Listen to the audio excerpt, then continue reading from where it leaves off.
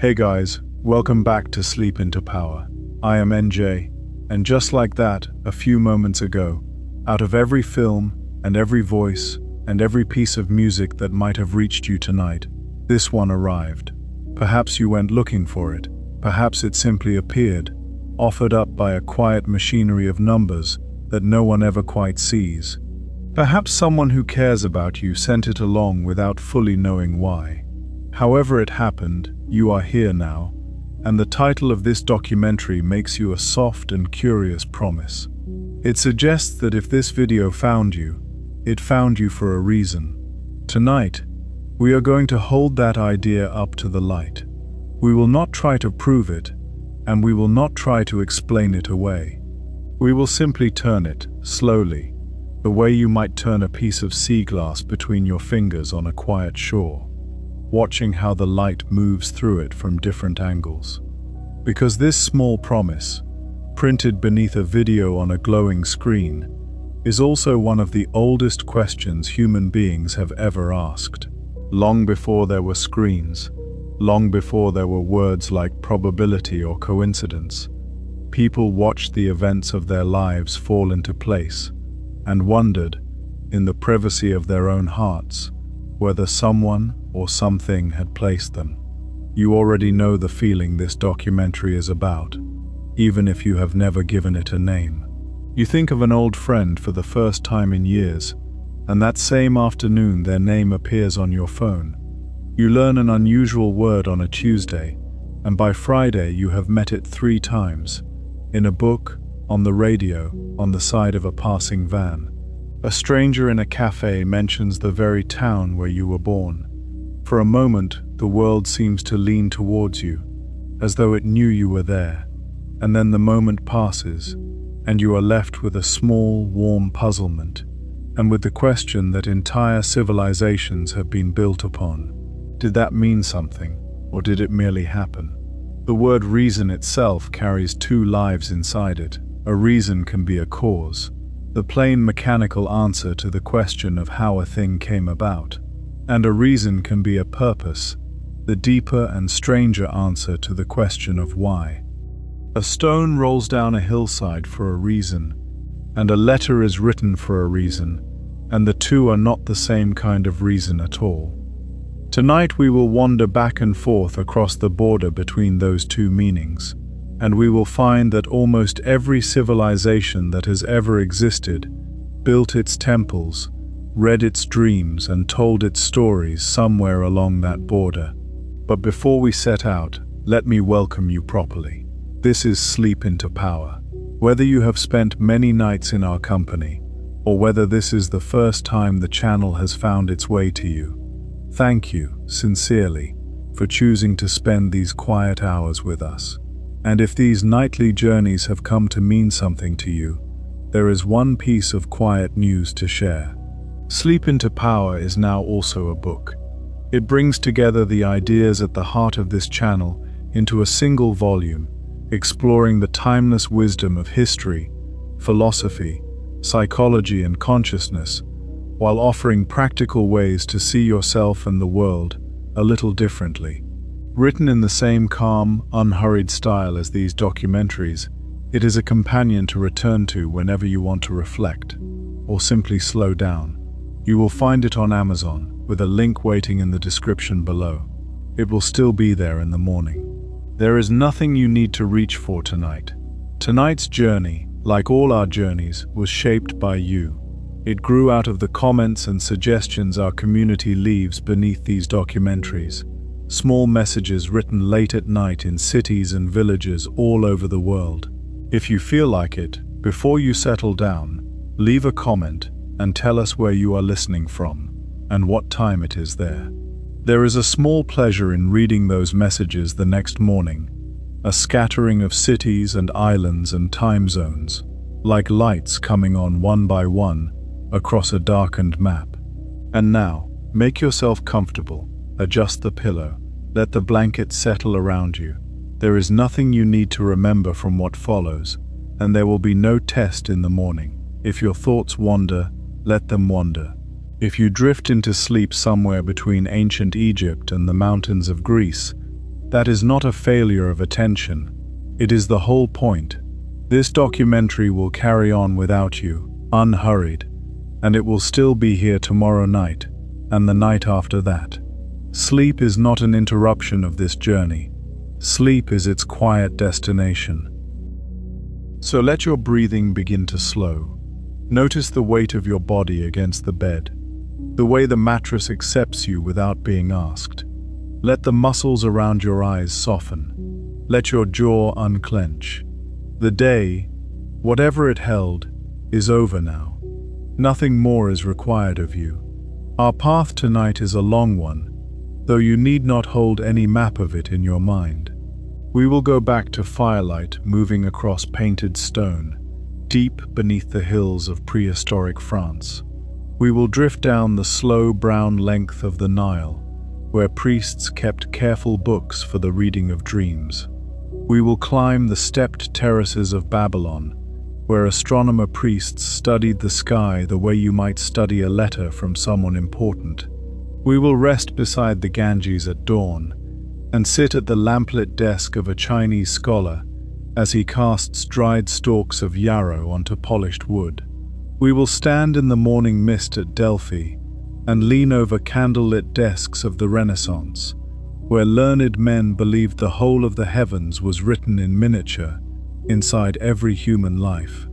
And then we will come forward, through the gaming tables of 17th century Paris, where chance was first tamed into mathematics, to a book-lined study on the shore of Lake Zurich, into laboratories that hum with soft blue light, and finally, to the strangest question of our own century, the suggestion, made quite seriously by certain philosophers and physicists, that all of this, the caves and the rivers and the stars and you yourself, might be something like a vast and careful simulation. Along the way, we will meet believers and doubters in roughly equal measure, and we will treat them all with the same courtesy. You will not be asked to take a side. The ideas in this documentary will be laid out like objects in a great museum after closing time, lit softly, labeled honestly, and you may walk past them at whatever pace you please, touching nothing, deciding nothing, carrying away only whatever happens to interest you. To begin, we must go a very long way back. Back before writing, before cities, before the first field was ever sown. Back to a winter night something like 17,000 years ago, in the valley of a river that today is called the Vézère, in the land we now call France, where a single point of firelight is moving slowly beneath the ground. The lamp is a shallow dish of red sandstone, small enough to sit in an open palm, and it burns animal fat through a wick of juniper. Its light reaches 3 paces in any direction, perhaps 4. Beyond that, the cave is a darkness older than anything alive, and into it, on a winter night some 17,000 years ago, a figure is walking. Follow the little flame down. The air turns cold and utterly still, and it smells of wet stone and burning tallow. Somewhere ahead, water falls one drop at a time into a pool that has never known daylight. The passage narrows, bends, and opens at last into a wide chamber, and as the flame lifts, the walls begin to move. Horses the color of autumn leaves, black bulls 5 meters from horn to tail, flowing across the rock as though caught mid-stride. Stags with antlers like winter branches, their heads raised as if swimming a river only they can see. In the wavering light, the animals seem to breathe, to shift their weight, to run. Hundreds of them, painted one over another across ceilings and walls, in chambers so deep that no daylight has ever touched them. This is the cave we now call Lascaux, in the Vézère Valley of southwestern France, and the people who painted it left no names and no explanations. What they left is evidence of astonishing care. They ground their colors from ochre and manganese and charcoal. They carried them into the earth along with their lamps. In places they cut sockets into the rock and built wooden scaffolds so that they could paint the ceiling itself. All of this effort spent on rooms where nobody lived, for images that almost no one would ever see. For 17,000 years the cave kept its silence. Then, on a September day in 1940, in a country occupied by war, it was found by 4 teenagers and a dog. The story is usually told like this.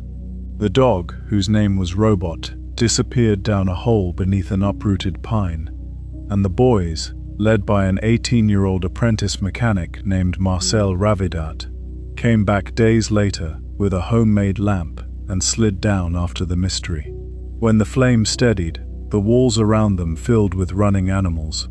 For a little while, the cave was theirs alone. They guarded the entrance, showed school friends down for a small fee, and slept beside it at night.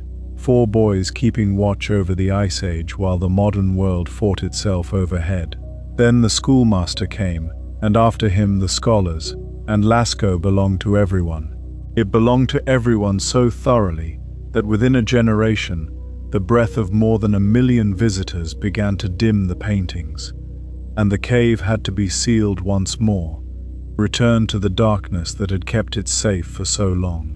Among the first to crawl through the original entrance was a priest and archaeologist named Henri Breuil, who had spent his life copying cave paintings by hand.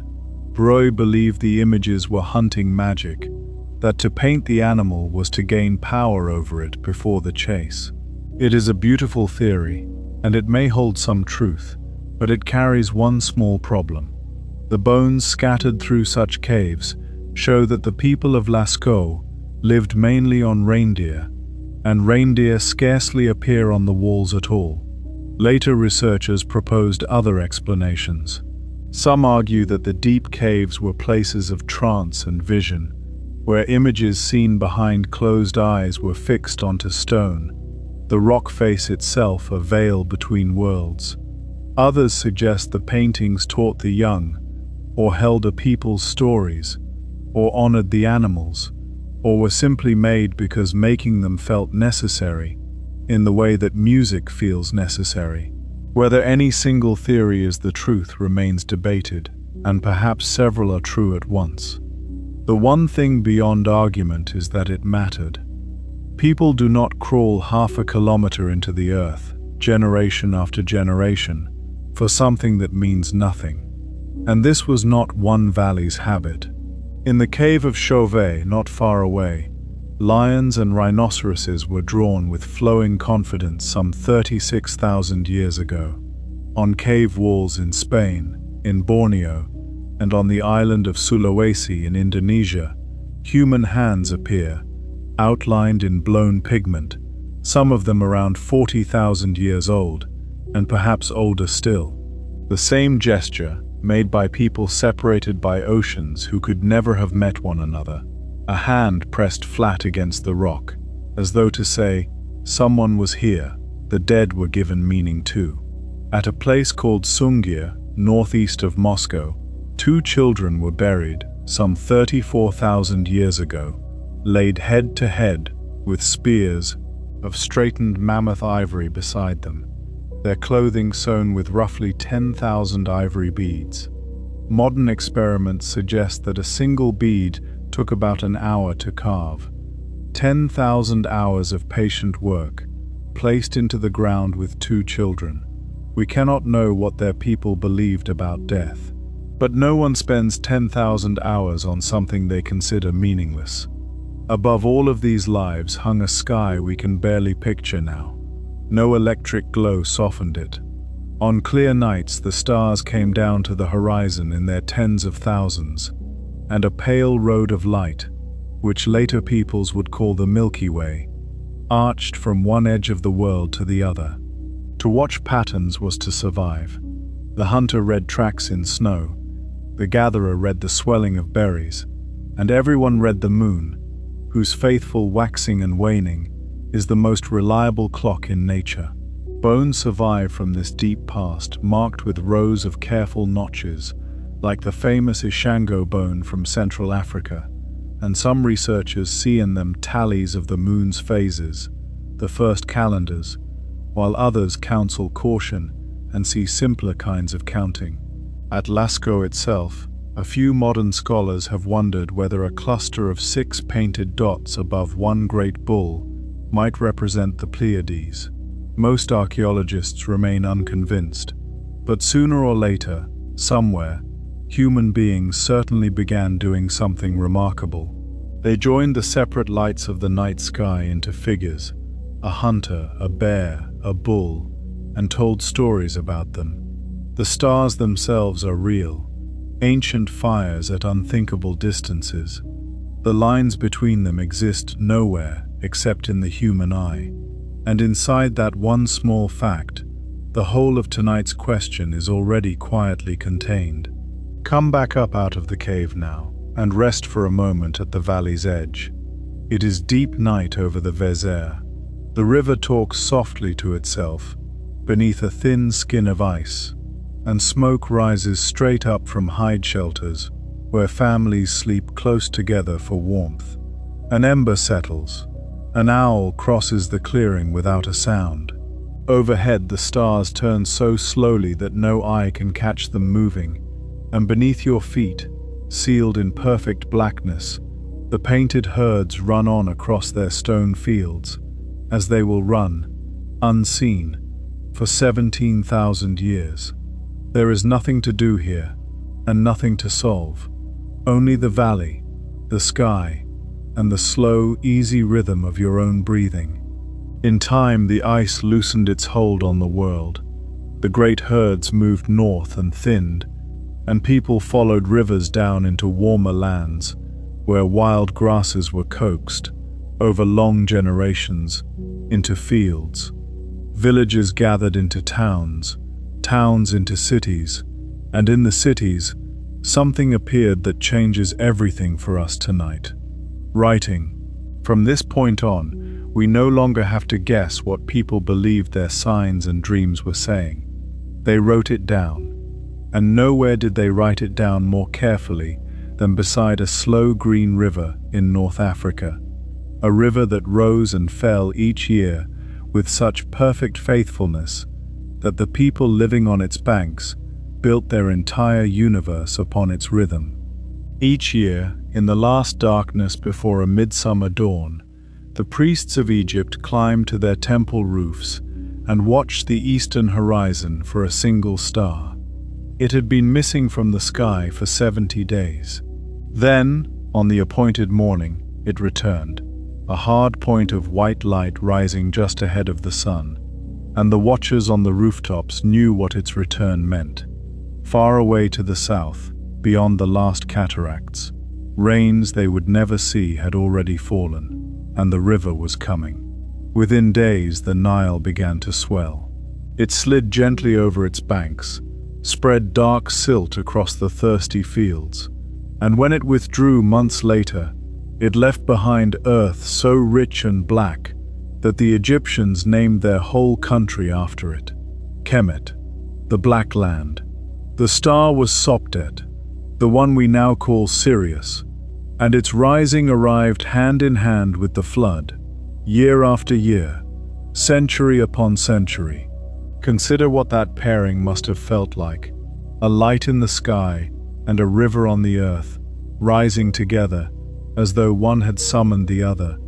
For the people of the Nile, this was not a coincidence in need of explaining. It was a promise being kept.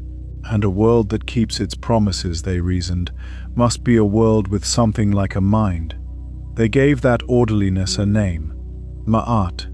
Ma'at was truth, balance, rightness, the deep grammar beneath everything, the reason the sun rose, the flood came, and the wrongdoer sooner or later stumbled. The pharaoh's first duty was to maintain it. Priests measured the flood on stone stairways called nilometers. Scribes set the year's taxes by the height of the water, and beneath all this careful administration lay one quiet assumption. The universe was not random. The universe was ordered, and an ordered universe can be read. It is a restful thought, if you allow it to be one. A world that can be read is a world in which you are never entirely alone. And if the world could be read while you were awake, how much more might it say while you slept? The Egyptian word for dream seems to grow from a root meaning to awaken, and scribes wrote it with the sign of an open eye, as though a dreamer were not someone who had drifted away from the world, but someone who had woken up inside a different one. In that other country, it was believed, the gods came closer, and messages were passed across the border. Come down, then, into a narrow village street on the west bank of the river, a little over 3,000 years ago. The village is called Set Ma'at, the place of truth, and its people are the craftsmen who cut and paint the tombs of the pharaohs in the Valley of the Kings. Evening has settled. The desert cliffs are turning rose and old gold. Bread is baking somewhere, and a stonecutter crosses the lane to knock at the door of his neighbor, a scribe. Last night the stonecutter had a dream that troubled him. And in this village, as everywhere in Egypt, a troubling dream is not something a sensible man simply shrugs away. Inside, by the light of a linen wick floating in oil, the scribe unrolls a papyrus. We still have it. Today it rests in a museum case, catalogued as Papyrus Chester Beatty III, though scholars mostly call it the Dream Book.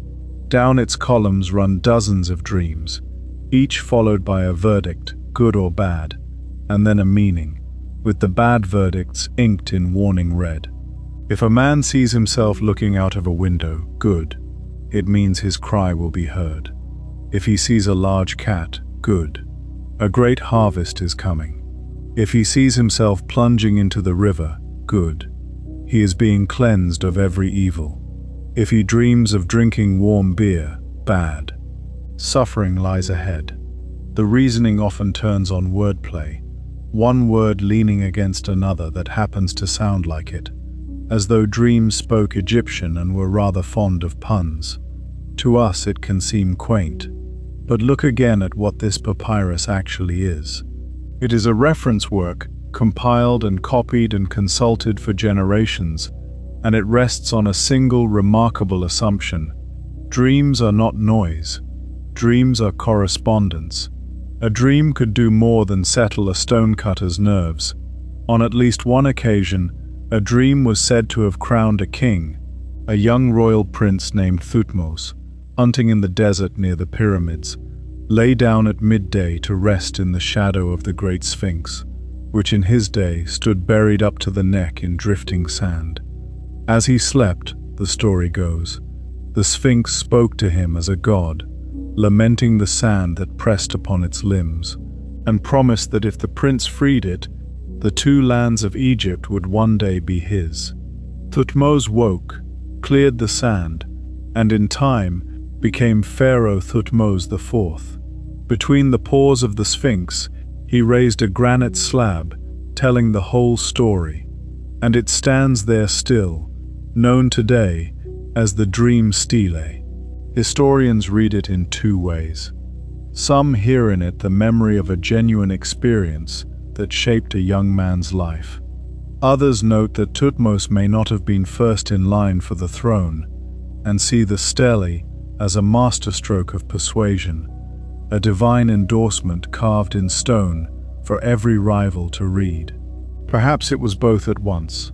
Either way, notice what the monument takes entirely for granted. A dream could carry enough authority to justify a crown, and in Egypt, that assumption raised no eyebrows at all. In later centuries, the traffic in dreams became something like a public service. At Saqqara and other holy places, the unwell would sleep within temple precincts, hoping that Imhotep, a healer so revered that after death he had been raised into a god, might visit them in the night with a diagnosis or a cure. In the morning, priests trained in the art would sit beside them and gently untangle what they had seen. People saved for the journey and traveled for days to lie down on a temple floor. Sleep itself had become a place of pilgrimage, and everywhere in this dreaming country, if you look closely, you will find a small companion, the scarab beetle. The Egyptians had watched it rolling its ball across the ground and seen, in miniature, the sun being rolled across the sky, and they had marveled at young beetles emerging from that ball as though from nothing at all. Their word Kepa meant to come into being, so the humble beetle became Khepri, spirit of the morning sun and emblem of becoming, and carved scarabs by the thousand were worn as amulets and laid over the hearts of the dead. For it was the heart, Egypt believed, that would one day be weighed against the feather of truth, a small stone beetle resting on a still chest, as a promise that every ending is an unfinished sentence. Keep this little creature somewhere in the back of your mind tonight, the way you might keep a pebble in a coat pocket. Long after the temples fall silent, near the very end of our journey, the scarab has one more appearance to make.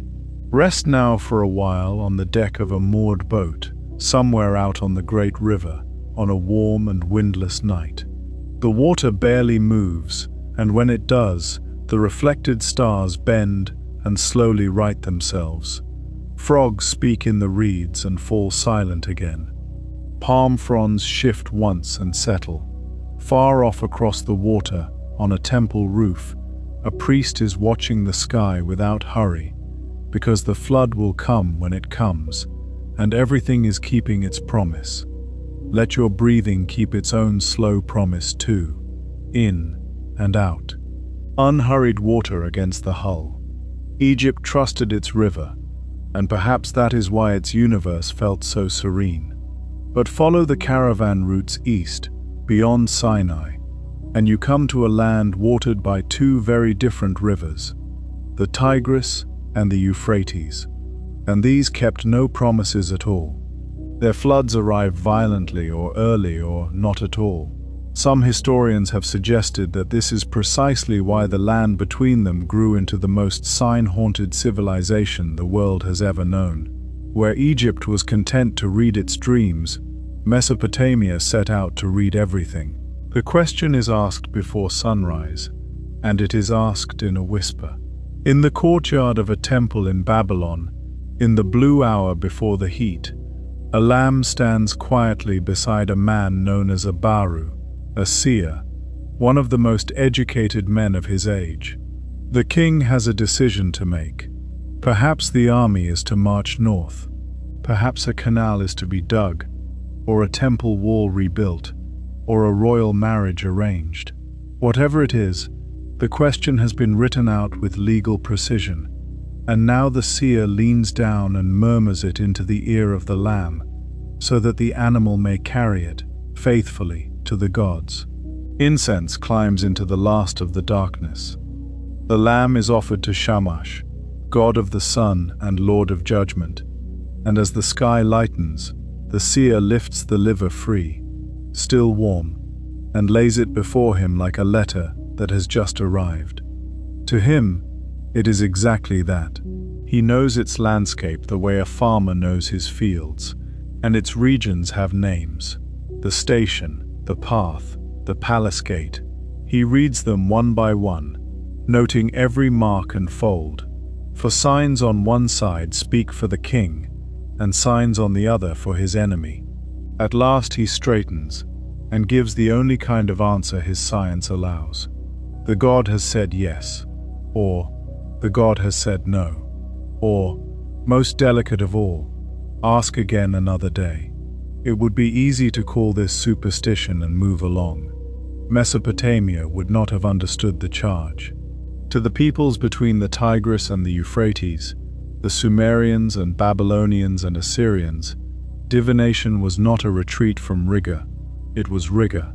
Their scholars compiled omens by the tens of thousands, each written in the same tidy legal form. If this is observed, then that will follow. If a snake falls from a roof beam onto a man's bed, if ants swarm at the threshold of a house, if a door creaks in a particular way, if birds cross the city from the left, if oil poured slowly onto water, it spreads into one shape rather than another. Everything counted as evidence, because in their understanding, the gods had never stopped writing. The world itself was a clay tablet, still damp, and events were the marks being pressed into it, hour by hour. A person who could read had no excuse for ignoring a message, so they trained readers, generation after generation, and clay models of sheep's livers survive to this day, divide into inscribed squares like a schoolmaster's chart, so that apprentices could learn the alphabet of the gods before ever touching the real thing. There is something almost soothing in the thoroughness of it. Whatever happened, however strange, somewhere there was a tablet that had already imagined it. The grandest page of all, though, was overhead, across a series of some 70 tablets, named after its opening words, when Anu and Enlil, the scholars of Mesopotamia, gathered the omens of the sky, halos around the moon, the color of an eclipse, the planet Venus appearing or vanishing, thunder in a cloudless month. When the Assyrian king Ashurbanipal built his great library at Nineveh, more than 2,500 years ago, he filled it with some 30,000 tablets, and a remarkable share of them were devoted to reading the world. He was proud of this. He boasted that he could read inscriptions from before the Great Flood. From cities across the empire, scholars watched the sky on the palace's behalf and wrote to their ruler in a tone that survives, warm and dutiful, on tablets we can still hold. To the king, my lord, they wrote. The moon was observed, the eclipse did not take place. The king, my lord, may be at ease. For nothing in the heavens troubled a Mesopotamian court like an eclipse of the moon, which was read as a threat against the king himself. When one approached, an extraordinary ritual could be set in motion. A substitute was dressed in royal robes and seated upon the throne, so that the omen would spend itself on him instead, while the true king withdrew and lived, for as long as 100 days, as plainly as a farmer. The substitute's reward, it must be said, was usually a sad one, but a much later chronicle tells of one glorious exception. Almost 4,000 years ago, so the story goes, a king named Era Imiti seated his gardener, Enlil Bani, on the throne to absorb an evil sign. Before the ritual could run its course, the king died quite suddenly while sipping hot porridge, and the gardener, finding himself already crowned, simply remained king and reigned well for 24 years. Historians treat the porridge with some suspicion. Gardeners everywhere may be permitted a small smile, and here the story takes its most beautiful turn. To catch the sky's warnings in time, the watchers had to watch with total patience, night after night, and write down precisely what they saw. In Babylon they kept astronomical diaries, entry by entry, for something like 7 centuries, the longest continuous program of observation the ancient world ever produced. Out of that mountain of records, patterns rose. They learned the rhythm of eclipses well enough to predict them. They divided the sun's path into 12 constellations, inventing the zodiac. They cut the circle into 360 degrees, and the hour into 60 minutes, and they cast the first personal horoscopes, recording the sky above a newborn as though filing its birth certificate with the universe. Historians of science often trace the deepest roots of astronomy to this long Mesopotamian vigil, which leaves us with a gentle irony to carry towards sleep. Whether or not the gods were writing in the sky, the people who believed they were learned to read it better than anyone else on earth, and every clock face in your house still keeps Babylonian time. 60 seconds, 60 minutes, an inheritance from the land that read everything. Climb then, in imagination, the long stairway of a ziggurat, a mountain of mud brick rising in great steps above the city, and rest at the top, where the night wind arrives cool off the plain. Below you, Babylon is mostly asleep. Date palms stir along the dark lines of the canals, and here and there a lamp glows in a doorway. Beside you, a scholar presses small wedges into damp clay, taking his time, recording a sky in which, tonight, there is nothing at all to fear. The moon climbs, the wind carries the smell of river water and dust. Let your shoulders loosen and your breath lengthen, and keep the watch with him for a little while, with nothing to record but calm. When you are ready, we will travel on, east again, along roads that traders and their caravans had walked for centuries, towards the rivers of India. Mesopotamia questioned the surface of the world, convinced the gods were writing messages upon it. On the banks of the Ganges, sages were arriving at a stranger and softer thought. Perhaps the world was not a message passed between separate parties at all. Perhaps the sender, the letter, and the reader had never truly been three different things. Before first light, the river is already awake. Along the stone steps of the city the ancients called Kashi, and we call Varanasi, little flames tremble in the river mist. A bell sounds somewhere above the water, unanswered, then answered. Figures descend the steps in ones and twos, wade into the waist, and stand facing the east with their palms together, waiting for the sun, as though for a guest who has never once failed to arrive. This city has greeted the dawn in this way for so many centuries that no one can quite say when the habit began. Upstream of this morning, and far upstream in time, lie some of the oldest religious poems still in daily use anywhere on earth.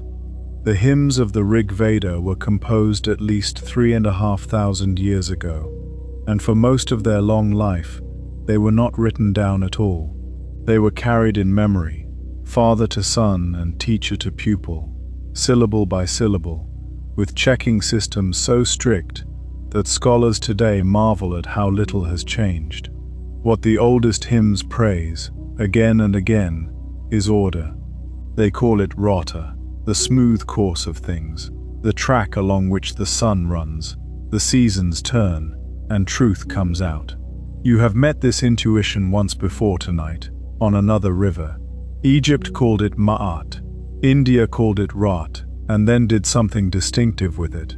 Where Egypt was content that the world was ordered, the Vedic ritualists wanted to know how the order was joined together, and their manuals delight in hidden equivalences. This fire is the sun, this altar is the year, this breath is the wind. The universe, they taught, is full of secret rhymes, and ritual works because it takes hold of them. Even the word Upanishad, the name of India's great philosophical texts, is usually explained as sitting down close to a teacher, though within the texts it can also mean a hidden connection. The teachings named themselves after the very thing they were looking for. Out of this world of correspondences came an idea that would travel further than almost any other. In one early text, when a questioner asks what remains of a person after death, the sage does not answer in front of the assembly. He takes the man by the hand and leads him aside, and what the two of them speak of, privately, is action, karma. The word simply means deed, and the teaching, at its plainest, is that deeds carry their consequences inside themselves, the way seeds carry trees. Nothing needs to watch you, nothing needs to enter your doings in a ledger, because the account is kept in the weave of things itself, and it may take more than one lifetime to come due. Set this beside Babylon for a moment, and feel the difference. There, meaning arrived as a message from the gods, and required a reader. Here, meaning needs no messenger at all. If something has happened to you, the more austere teachers said, then somewhere, perhaps very long ago, you yourself set it moving. Whether any god supervises this accounting was a question the Indian traditions answered differently, and debate still. But the heart of it held firm. The universe forgets nothing and wastes nothing. What then is the self that all of this happens to? One of the gentlest answers in world literature comes down to us as a scene between a father and a son, set down some 2,500 years ago or more. The boy, Shvetaketu, has just returned home after 12 years of study, carrying his learning the way young men do. His father, Udalaka, asks him, kindly enough, whether he was taught the one thing by which the unknown becomes known. The boy has to admit that he was not, so the lessons begin again, at home. One evening the father hands him a lump of salt and tells him to leave it in a bowl of water overnight. In the morning he asks for the salt back, and of course the boy cannot find it. Taste the water from this side, says the father, salty. From the middle, salty. From the far side, salty. You cannot see it, yet it is everywhere in the bowl. Just so, says Udalaka, there is a subtle essence you cannot see, and the whole world has it as itself, and it is real, and it is the self of you as well. Then he gives his son the 3 words that the tradition never forgot. Tat Twam Asi. You are that.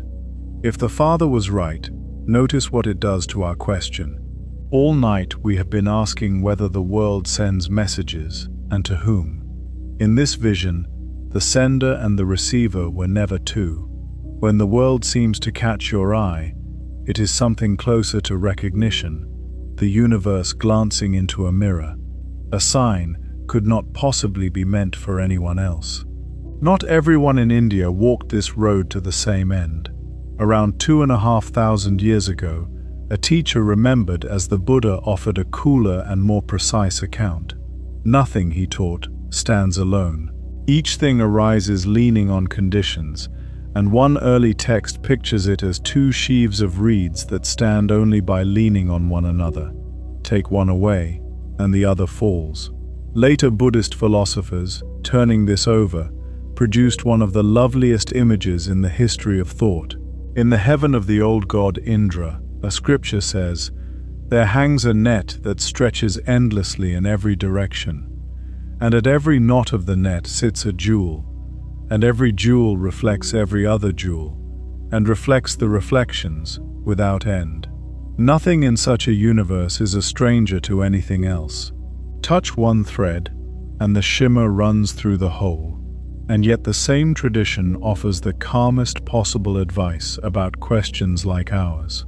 When a restless student demanded that the Buddha settle the great metaphysical puzzles once and for all, whether the world is eternal, what becomes of us after death, the Buddha answered with a story.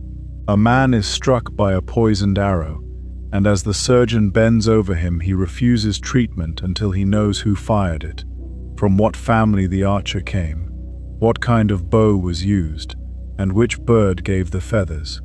He would die, the Buddha said, with his questions still open. Some things are urgent and some are merely fascinating, and wisdom lies in telling them apart. It is advice worth keeping under your pillow. Nothing needs to be settled tonight. The arrow can wait until morning, because tonight there is no arrow. Only a bed and breath and time. Stay by the river a little longer, now that night has come down over the water. Along the steps, people are setting tiny boats onto the current, folded from leaves, each carrying marigold petals and a single flame.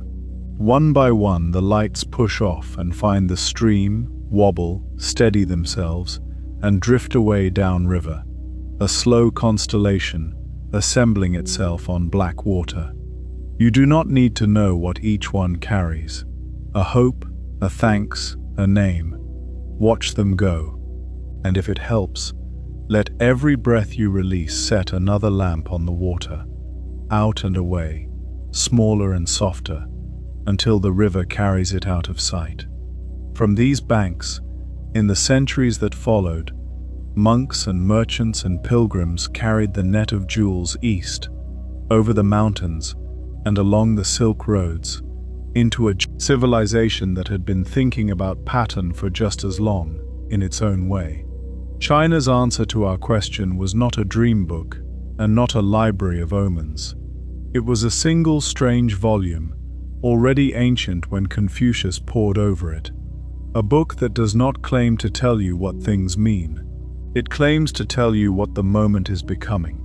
The oldest surviving questions in China were asked of fire and bone. 3,000 years ago and more, in the courtyards of the Shang kings, diviners prepared the shoulder blades of oxen and the polished belly shells of turtles, drilling neat hollows into their backs. When a question was ready, a heated point was pressed into a hollow, and everyone waited. Then, with a sharp, dry click, a crack ran across the face of the shell, and the answer had arrived. The character for divination in Chinese is a simple picture of that crack, and it is often said that its ancient pronunciation, something like buk, echoes the very sound the shell made, a written word that still remembers a noise from 3,000 years ago. Diviners read the angles of the cracks, and scribes carved the results beside them. Tens of thousands of these bones survive, and they are the oldest Chinese writing we possess, which means the written history of China begins not with a poem or a law, but with questions. Will it rain this week? Will the harvest come in? Will the border be quiet? And, more than once, why does the king's tooth ache? And which of his royal ancestors is displeased enough to cause it? Nothing was too minor to be a message. Even a toothache had a sender. For a very long time, nobody remembered any of this. The bones lay in the fields near Anyang, and when farmers plowed them up, they sold them to apothecaries as dragon bones, to be ground into medicine. Then, as the tale is usually told, in the year 1899, a scholar in Beijing, named Wang Yirong, examining bones from just such a pharmacy, noticed that they carried tiny carved characters older than any writing he had ever seen. Historians quibble over the details, as historians should, but the heart of it stands. One of the great archives of the ancient world was found on its way to being swallowed, and scholars have been reading China's first questions ever since. Out of this crackling world of bone and fire, there eventually grew a gentler instrument, and it became one of the most consulted books in human history, the Book of Changes. Called in Chinese the Yi Jing and known in the West as the I Ching, began taking shape under the Zhou kings perhaps 3,000 years ago, and at its heart lies an idea of striking elegance. Reality is not a warehouse of fixed things. Reality is change, a weather system of situations forming and dissolving, and every moment has a shape. The book maps those shapes with 64 figures called hexagrams, each built from 6 stacked lines, broken or unbroken, yin or yang, and each bearing a name that reads like a note from a wise friend. Difficulty at the beginning, waiting, the well, return, grace. To consult it, in the classical manner, you take 50 dried stalks of the yarrow plant, set one aside, and divide and count the rest again and again, building your hexagram one line at a time from the bottom upwards, holding your question in mind as you go. The slowness is part of the method, and notice what the book is actually claiming. It does not say that a god is speaking through the stalks. It suggests instead that the moment of your asking has a pattern, and that the fall of the stalks, belonging to the same moment, shares in that pattern, so that a thoughtful reader may glimpse which way the season of their life is turning. Tradition holds that Confucius loved this book so dearly in old age that the leather thongs binding his copy wore through 3 times, and one passage in his sayings is usually read as a wish for 50 more years of life, simply to study it properly.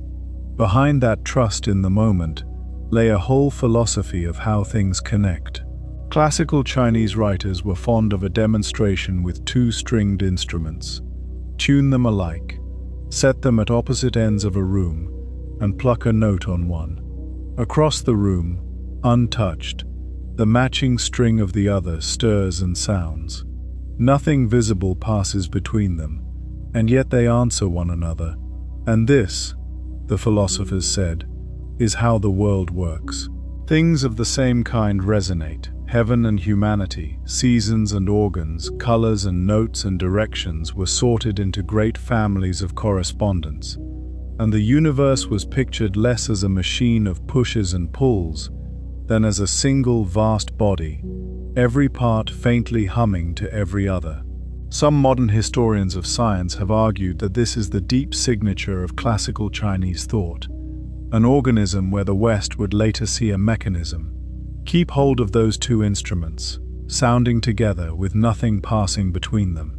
More than 2,000 years later, a Swiss psychiatrist, searching for words to describe meaningful coincidence, would find his way to this very book and write the foreword to its most famous Western translation.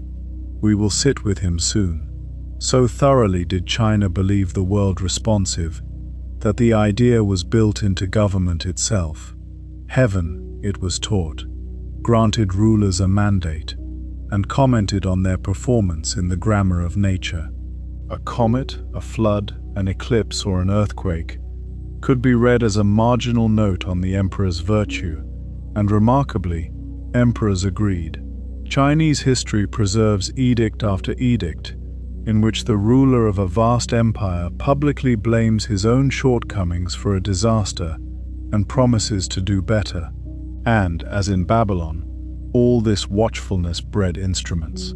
In the year 102, the scholar Zhang Heng presented the court with a bronze vessel ringed by 8 dragons, each holding a ball above the open mouth of a waiting toad.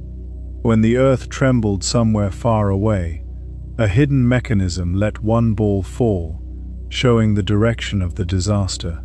Once, the story goes, a ball dropped when no one in the capital had felt a thing, and the device was doubted, until riders arrived days later with news of an earthquake hundreds of miles to the west, exactly where the dragon had pointed. One Chinese voice from this long conversation has a special appointment later in our night.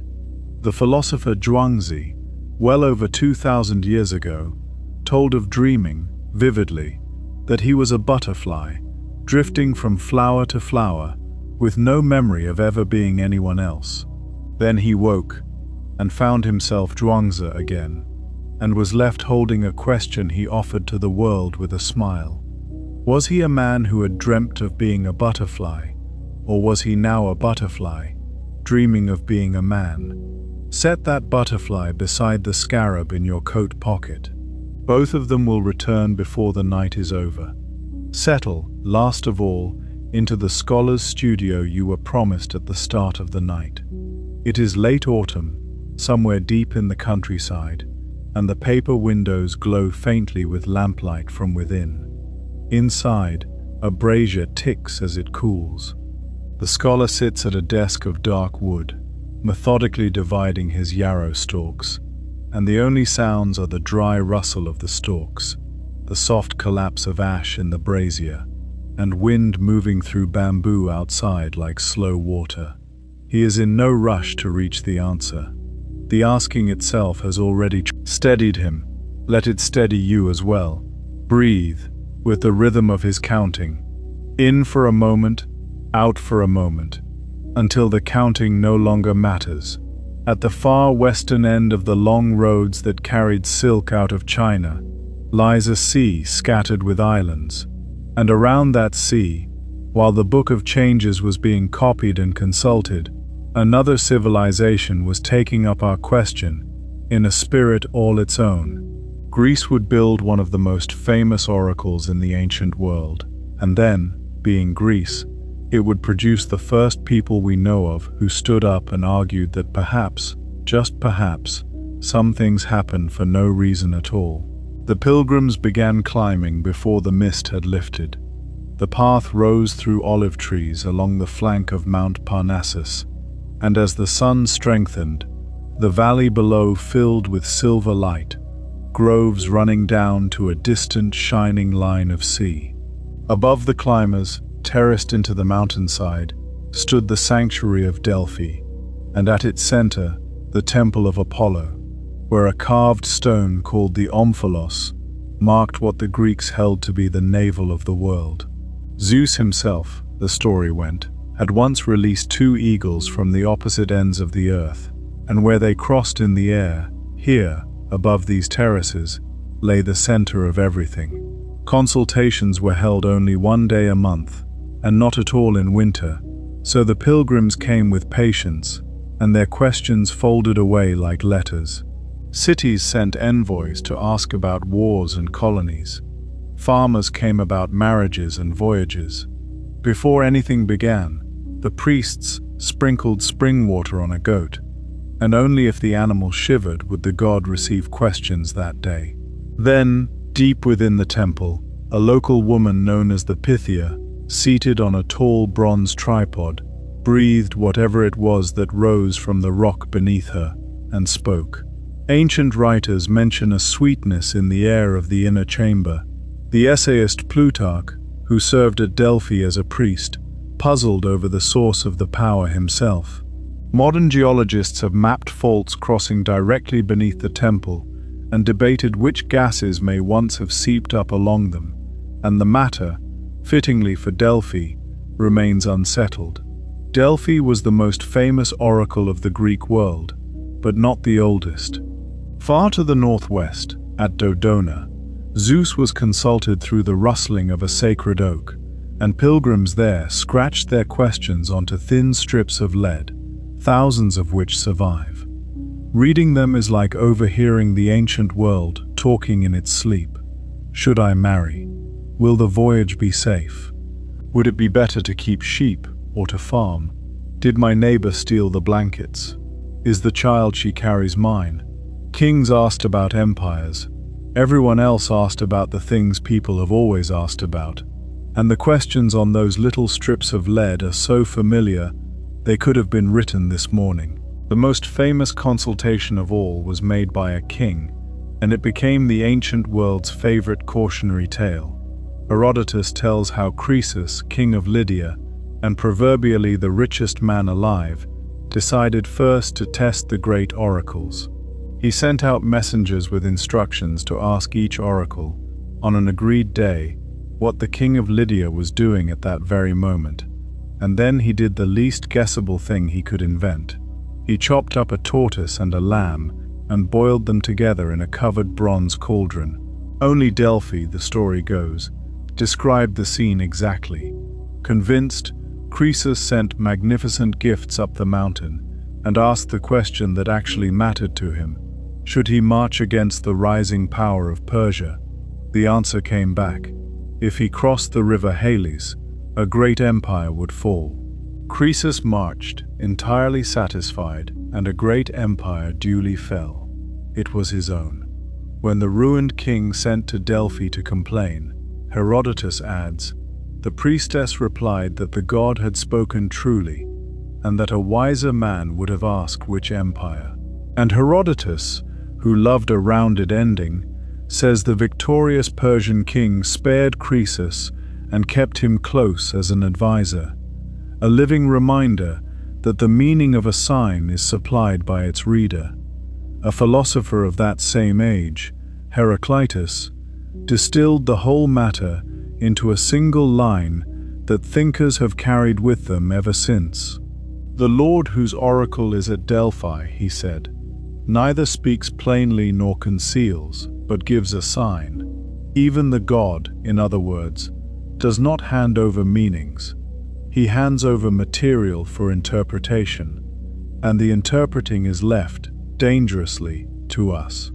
Perhaps that is why the most celebrated words at Delphi were not any prophecy, but the advice carved where every visitor would pass it. Know thyself. The temple that answered questions about the future kept, at its threshold, a warning about the questioner, and then Greece did the thing that makes it Greece. It began to argue. In the north, Leucippus and his pupil Democritus proposed that the world is made of tiny indivisible particles, atoms, falling and colliding in the void, and that everything, sunsets, storms, kings, dreams, is the churn of those collisions. Nothing happens at random, ran a saying of Leucippus. Everything by reason and by necessity. But listen closely to the word he chose. Hours ago, we noticed that reason leads two lives, cause and purpose. The atomists, in effect, took a knife and divided the word. They kept cause, for every event has one, and they let purpose go. The universe, in their picture, is not saying anything. It is simply happening.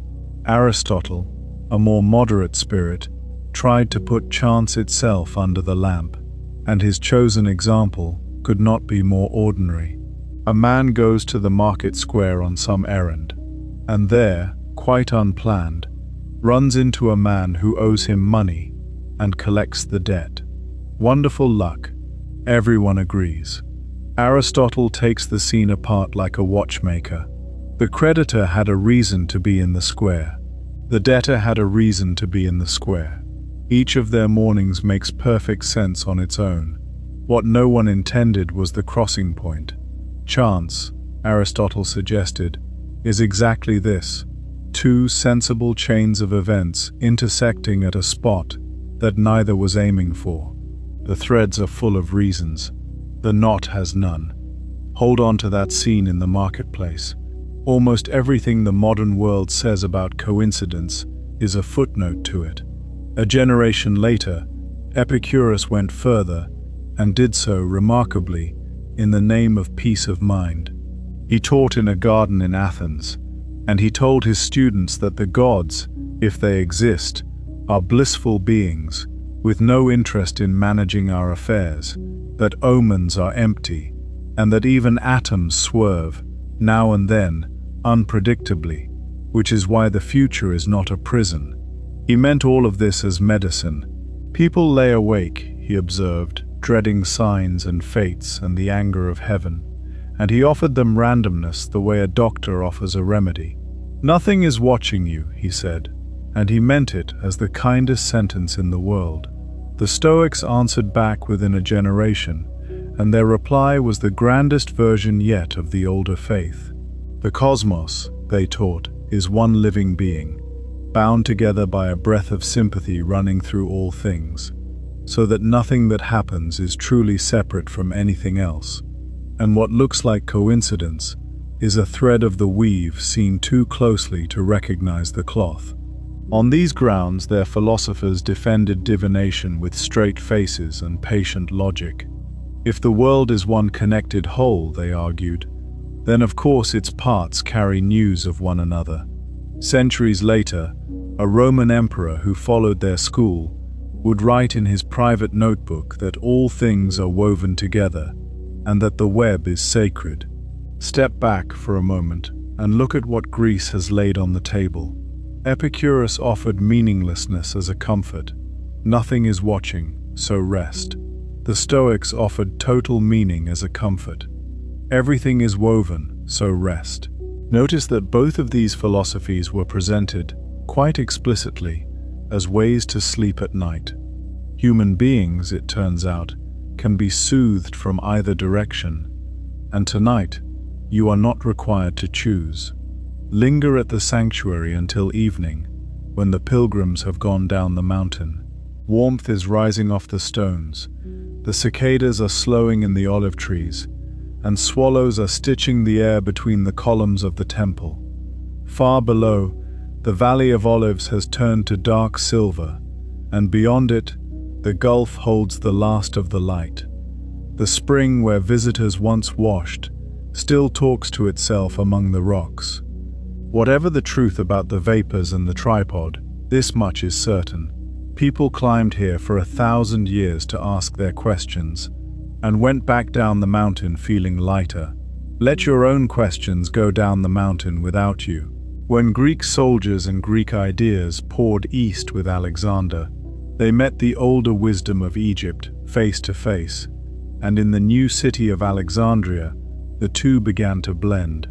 Out of that blending would come a family of mysterious texts, signed with the name of a teacher who probably never existed, and containing 4 words that would echo through the next 2,000 years. As above, so below. Sail into the harbor of ancient Alexandria, and the first thing you would have seen was fire. a flame burning day and night at the top of a white stone tower said to be visible 30 miles out to sea.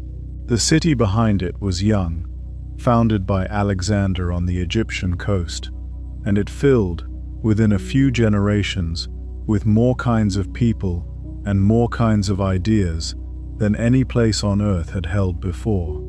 Greek philosophers lectured a street away from Egyptian priests. Jewish scholars translated their scriptures into Greek. Sailors brought gods home as souvenirs. And somewhere in that long conversation, two very old figures quietly merged. The Greeks looked at Thoth, Egypt's ibis-headed lord of writing, reckoning and hidden knowledge, and recognized their own Hermes, messenger and guide of souls. The composite that emerged was called Hermes Trismegistus, Hermes the thrice greatest, and under his name there began to appear, in the early centuries of our era, a family of Greek writings unlike anything else surviving from antiquity. The Hermetic books read like transcripts of hushed lessons between a master and a pupil.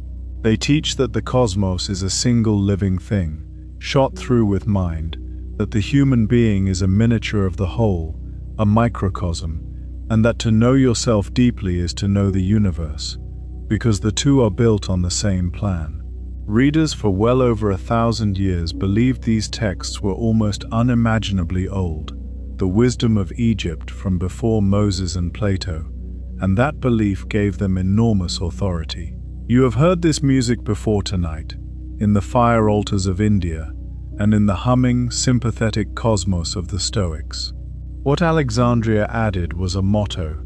It appears in a short cryptic text called the Emerald Tablet, which surfaces, as far as scholars can trace it, in Arabic books of the early Middle Ages, before traveling into Latin, and which alchemists would treasure for centuries as the concentrated essence of their art. Its most famous line is usually remembered in 4 words: as above, so below. What is beneath resembles what is above, and what is above resembles what is beneath. And between them, the miracles of the one thing are accomplished. Here was the doctrine of correspondence, stated as plainly as it would ever be stated. The heavens and the earth, the great world and the small one, your body and the sky, are versions of each other, and therefore each can be read from the other. Nothing put that motto to work more thoroughly than astrology, Babylon's old invention, now dressed in Greek geometry. If a person is a miniature of the cosmos, then the sky, at the moment of your birth, is a portrait of you, and on that principle, the practice spread into every corner of life. Medieval and Renaissance physicians learned anatomy alongside a diagram known as the zodiac man, which assigned each sign of the sky its province of the body, the ram to the head, the fishes to the feet, and many a barber surgeon in a market town would not let blood from a farmer's arm without first opening an almanac to check the moon. The countryside read on the same principle. A walnut wrinkled like a tiny brain was thought good for the head. A plant with heart-shaped leaves spoke for the heart. Creation was a book of hints, and healing meant reading it well.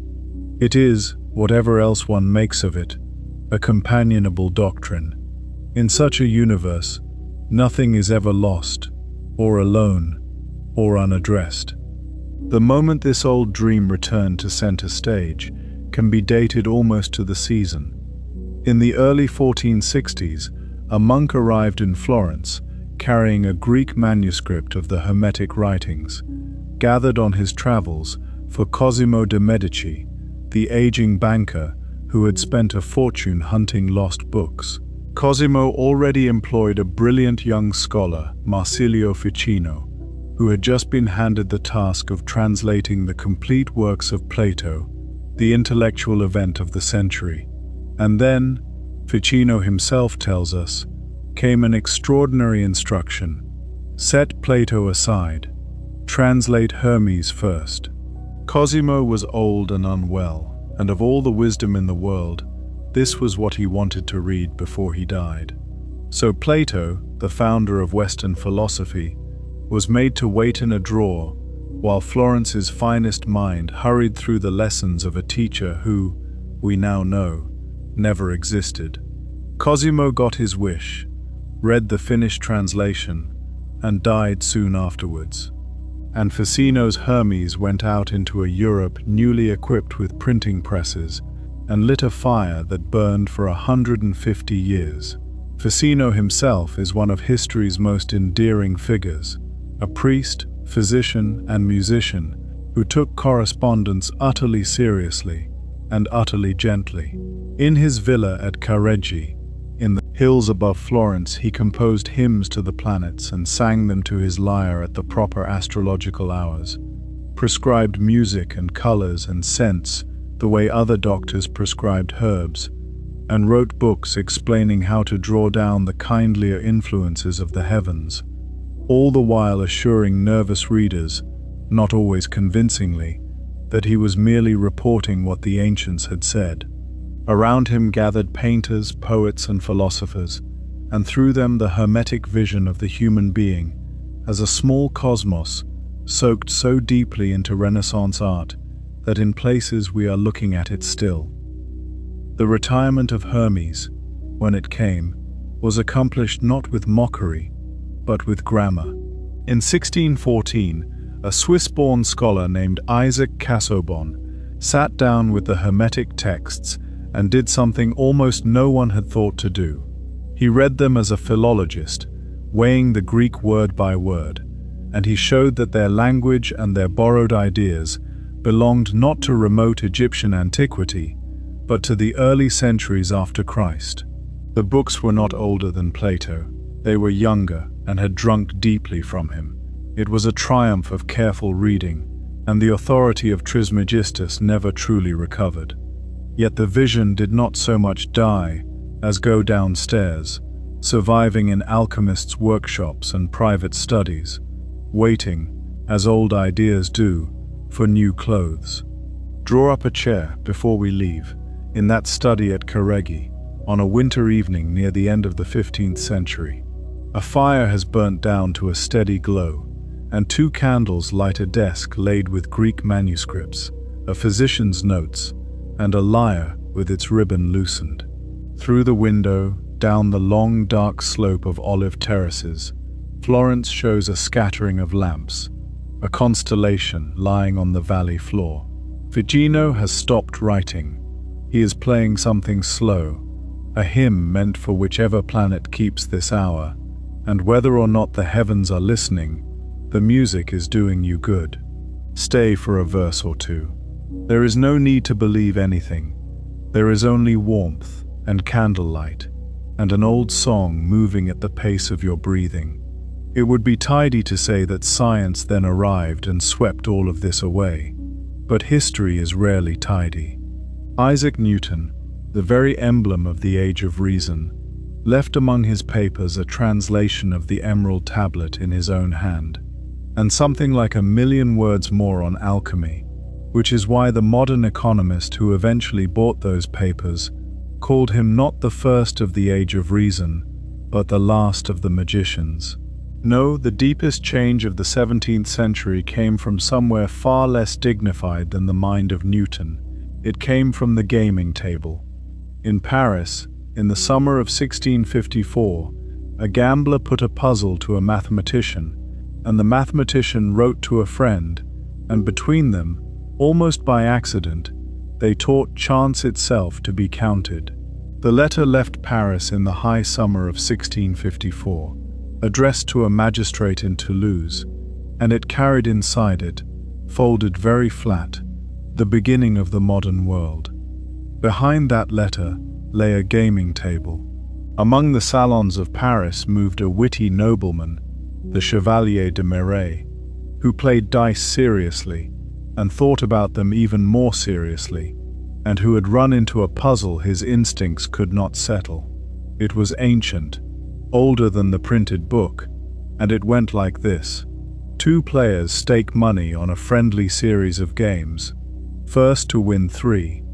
Then life interrupts as life does, with the score standing at 2-1, and the players must part. How should the pot be divided? Split it evenly, and the leader is robbed. Give it whole to the leader, and the trailing player, who might yet have won, is robbed instead. For 2 centuries, mathematicians had disagreed. De Maistre carried the riddle to the sharpest mind of his acquaintance, Blaise Pascal, and Pascal began writing to Pierre de Fermat, a judge in the south who did mathematics in the evenings, the way other men gardened. What the two of them worked out, in a handful of letters exchanged that summer, sounds almost too simple to be a revolution. Do not ask who deserves the pot, they said. Ask what futures remain. List every way the interrupted game could still unfold. Count them. See in how many of them each player wins, and divide the money in that proportion. The future, in other words, could be laid out on the table like a hand of cards, weighed and priced. Pascal and Fermat, as far as we know, never once met face to face. A science was founded by post. Within 3 years, a young Dutch scientist, Christian Huygens, had gathered the new thinking into a slim first textbook and given the world a name for the value of an uncertain thing: expectation. For 30 centuries, people had read the world. Now, quietly, they had begun to count it. And it is one of history's better jokes that the tool grew not in a temple or an observatory, but out of the table talk of gamblers. And yet the man at the center of this cool new science was carrying, within months, the least countable experience of his age. On the night of the 23rd of November, in that same year of 1654, Blaise Pascal underwent something, roughly 2 hours in length, that he never described to anyone. We know of it only because after his death, 8 years later, a servant sorting his clothes felt something stiff sewn into the lining of his coat, unpicked the stitching, and found a folded parchment in Pascal's own hand. It begins with a single word: fire. What follows is not an argument, but a kind of breathless shorthand: certainty, joy, peace. The God of Abraham and not of the philosophers. Pascal had recopied it and sewn it into every coat he owned from that night onwards, wearing it over his heart for the rest of his life, telling no one. You have been carrying a scarab and a butterfly through this night, in an imaginary pocket. Pascal carried his midnight in a real one. The co-founder of the mathematics of chance did not believe, in the end, that everything could be counted, though he could not resist one famous try. If reason cannot settle whether God exists, he argued, treat the question as the ultimate interrupted game. Weigh the stakes of each outcome, and notice that they are infinitely unequal. Even his leap of faith was drafted, half smiling, as a wager. The counting, meanwhile, spread from dice to people. In London, a haberdasher named John Graunt, a seller of buttons and ribbon, with no university behind him, began collecting the city's weekly bills of mortality, the printed lists of who had died and of what, and simply added them up across the years. Regularities surfaced that no one had ever noticed. Slightly more boys than girls were born, year after year, in a steady ratio. Causes of death held their proportions with uncanny discipline. Out of a shopkeeper's tallying emerged the first tables of human life, and the Royal Society, somewhat startled to be admitting a tradesman, took him in, the king himself remarking, it is said, that if they found any more such shopkeepers, they should admit them all, and no trouble about it. Edmund Halley, who built some of the earliest tables for pricing a human lifetime, turned the same spirit on the sky, and chose as his target the most frightening messenger in it. Comets, you will remember, had been read for thousands of years as handwriting, warnings against kings from Babylon to China.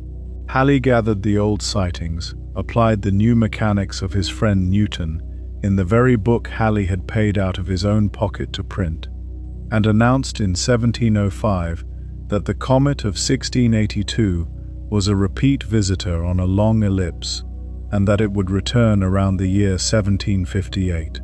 Then he did the bravest thing a scientist can do.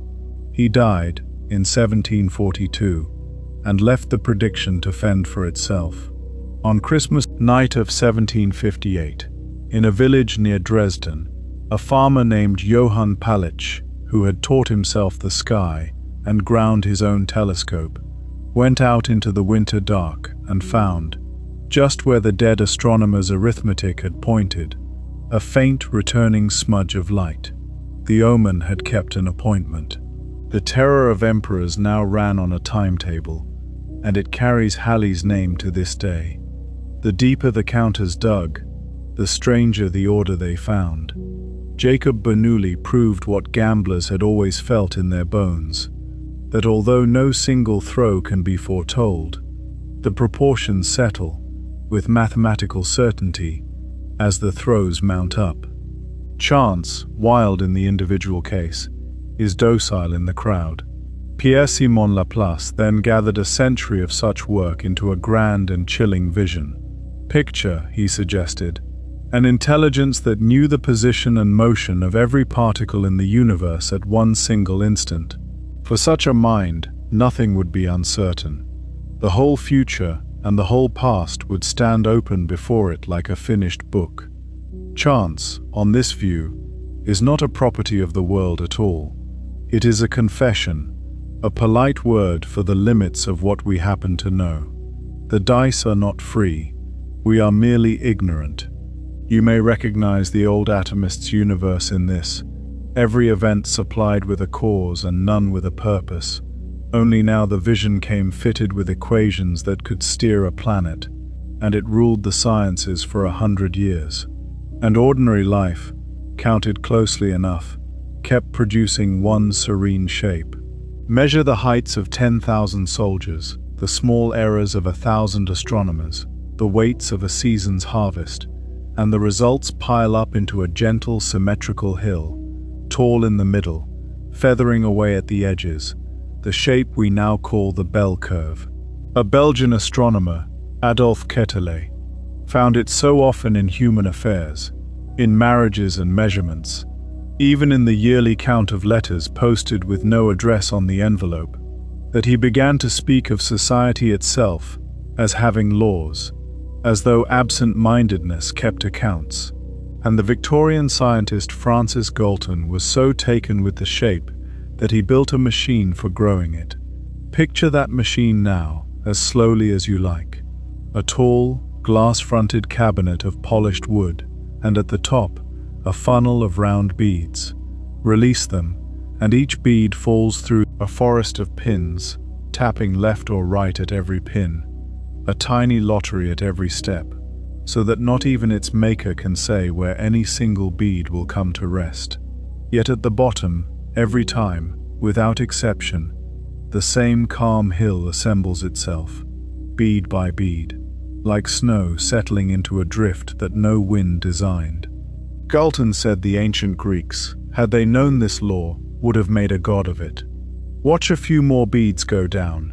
Let each one carry a stray thought of yours, left or right, it does not matter which, because everything ends in the same soft curve. And let your breathing take on that shape too.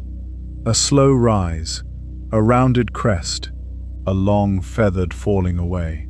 By 1900 the ledger seemed all but closed. The world could be counted, priced and predicted, and superstition, surely, would now fade on schedule.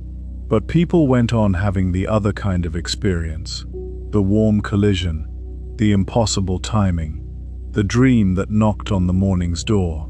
And in a clinic on the shore of Lake Zurich, a young psychiatrist had begun writing those experiences down, one by one, in the spirit of Graunt, with his bills, collecting them, refusing either to worship them or to wave them away.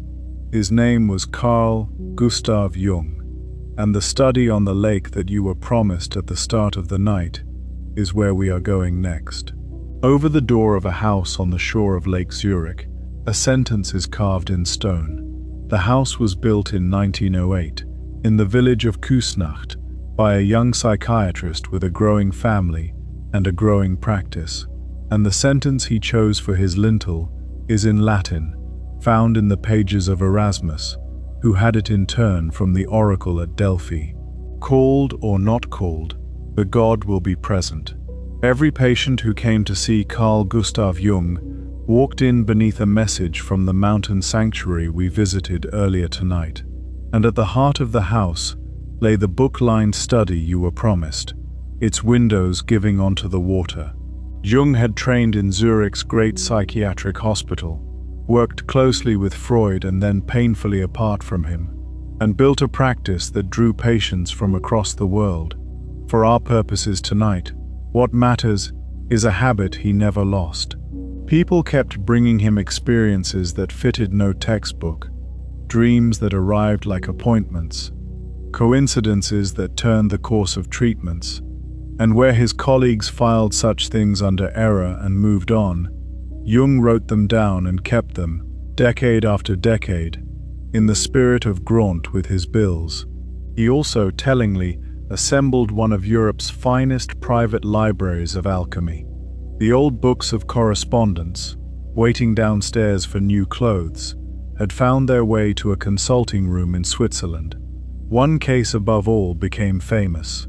As Jung told it, he was treating a young woman of formidable education, polished, precise, armored at every point by rationality, and the treatment had stopped moving. Everything he offered, she could out-argue. Then one session she brought a dream from the night before. In the dream, someone had given her a piece of jewelry, a golden scarab. As she was describing it, Jung heard a soft tapping at the window behind him, and turned, and saw a flying insect knocking against the glass from the outside, in plain daylight, as if it wanted to come in. He opened the window and caught it out of the air. It was a rose chafer, a scarab beetle of the Swiss countryside, its wing cases a burnished greenish gold, the nearest thing to a golden scarab that those latitudes can offer. He handed it to his patient and said, "Here is your scarab." That, he wrote, was the moment her defenses finally opened, and the treatment began to move, the way ice moves at the end of winter. Take out, now, the scarab you have been carrying since Egypt. You will remember what it meant on the banks of the Nile. Kepa, to come into being. The emblem laid over the hearts of the dead as a promise of becoming. Jung knew all of this, and part of what stunned him was the precision of it. That of all possible visitors, the one to arrive at that window, at that minute, was the ancient badge of rebirth, tapping on the glass of a woman whose life had frozen over. Leave the butterfly where it is, by the way. Its turn is still coming. Jung sat with such experiences for more than 20 years before he dared to publish, knowing exactly how it would sound. When he finally did, he chose his words like a man crossing a river on wet stones. He named the phenomenon synchronicity and defined it as an acausal connecting principle, meaningful coincidence. Notice the care hidden in that word, acausal. He was not claiming that the dream had summoned the beetle, nor the beetle the dream. He was proposing, tentatively, that alongside cause and effect there might run another kind of order, in which inner states and outer events sometimes fall together by meaning, the way two tuned instruments on opposite sides of a room sound together with nothing passing between them. That image is no accident. Jung had gone deep into the Book of Changes, and when its great German translation appeared in English, it carried his foreword, "Just as you were promised in China." The old suspicion that the moment itself has a pattern had found its 20th century voice. What lifts this beyond one doctor's romance is the company he kept. Wolfgang Pauli was one of the founders of quantum physics, a Nobel laureate with a mind so exacting that physicists dreaded his verdicts. And he was famous too, for something sillier. Around Pauli, so the story runs, laboratory equipment failed. Apparatus that had behaved for months would die as he walked in. And once, when an instrument in Göttingen collapsed for no reason anyone could find, it emerged that Pauli's train had been standing in Göttingen station at that very hour. His colleagues joked about the Pauli effect. Pauli, to their mild unease, did not entirely join in the laughter. He came to Jung's circle through a difficult period in his own life, stayed to argue, and in time the physicist and the psychiatrist published a book together on the meeting of nature and mind. And there was a reason a quantum physicist could sit at that table without embarrassment. The new physics had found that at the very smallest scales, single events, this atom decaying rather than that one, show no cause that anyone can identify, and most physicists read them as genuinely random. Laplace's all-knowing intelligence had quietly lost its footing. None of this proves synchronicity, and mainstream physics has never adopted it. But the universe was no longer a finished book, and in the crack of that doorway, Jung and Pauli sat talking late. The case against them is strong, and Jung knew it.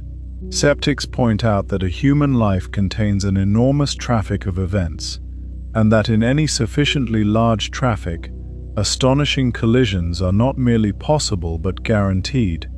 So the beetle at the window may need no explanation beyond arithmetic and an honest count of how many windows there are.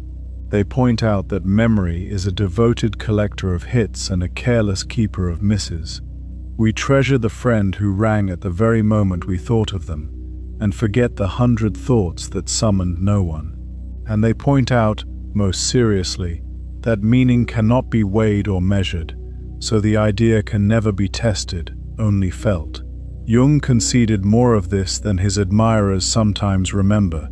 He called synchronicity a hypothesis, and knew he was standing at the very edge of what science can hold.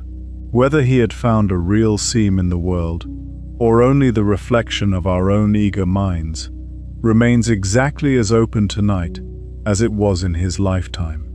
And those eager minds are where we go next, because before anyone decides what the world is saying, it is worth meeting the instrument that does the listening.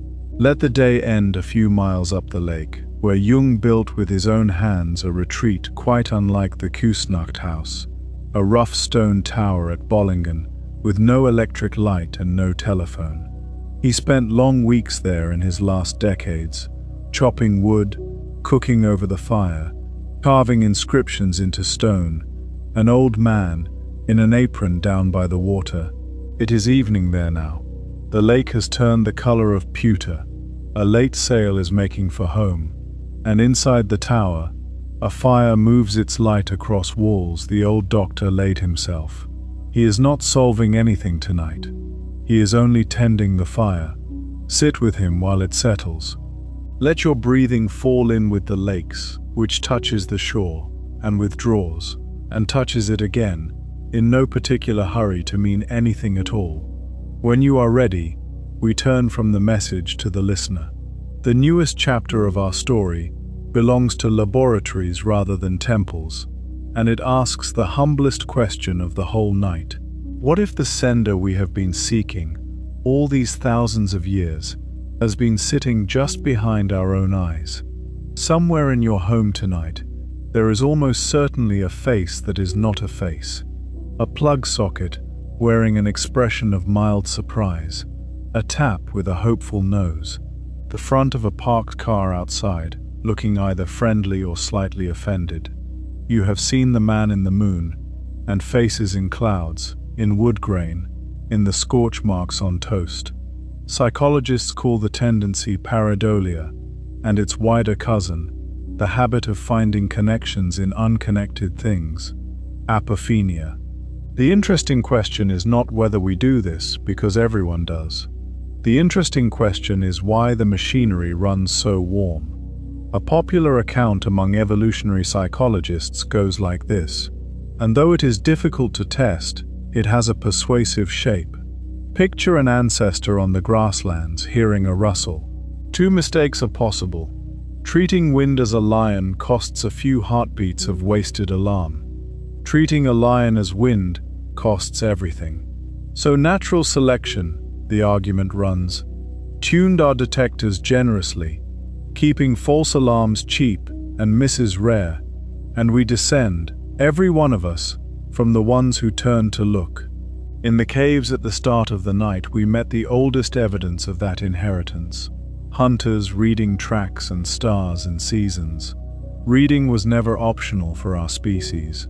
The brain you are falling asleep inside was shaped, in part, by the survival value of finding a signal in the grass. Small wonder it occasionally finds one in the toast. Sometimes the whole species does it together. In 1976, a spacecraft photographing Mars sent home a picture of a rocky mesa in a region called Cydonia, which, in that light, at that resolution, looked unmistakably like a colossal human face gazing up at the sky. For a generation, the face on Mars was famous. A monument, surely, left by someone, for someone.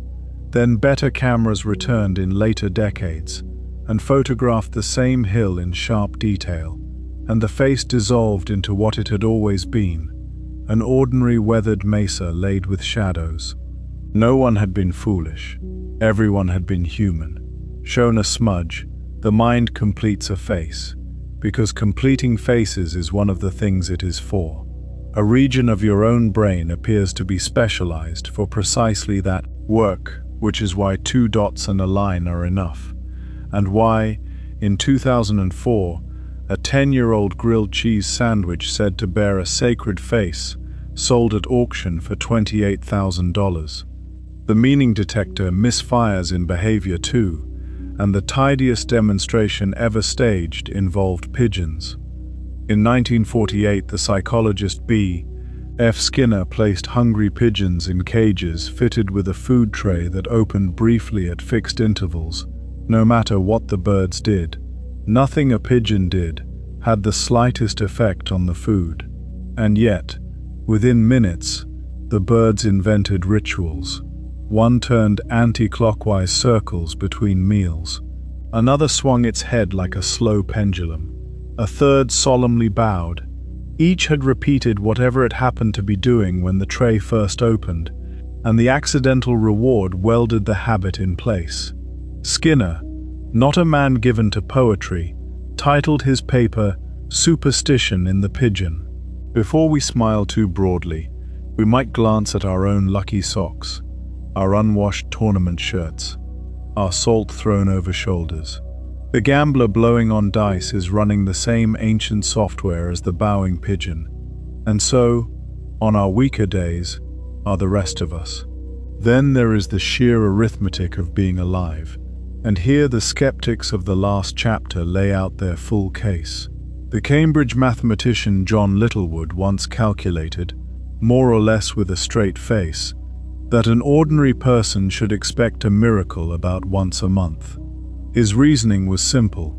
Call a miracle a 1 in a million event. Awaken alert, you register something like 1 event every second, which comes to 1 million events in about 5 weeks. On average, then, one of them will be a 1 in a million moment. 2 statisticians later gave the principle a name, the law of truly large numbers. With a large enough sample, they observed, any outrageous thing is likely to happen. And samples do not come larger than humanity.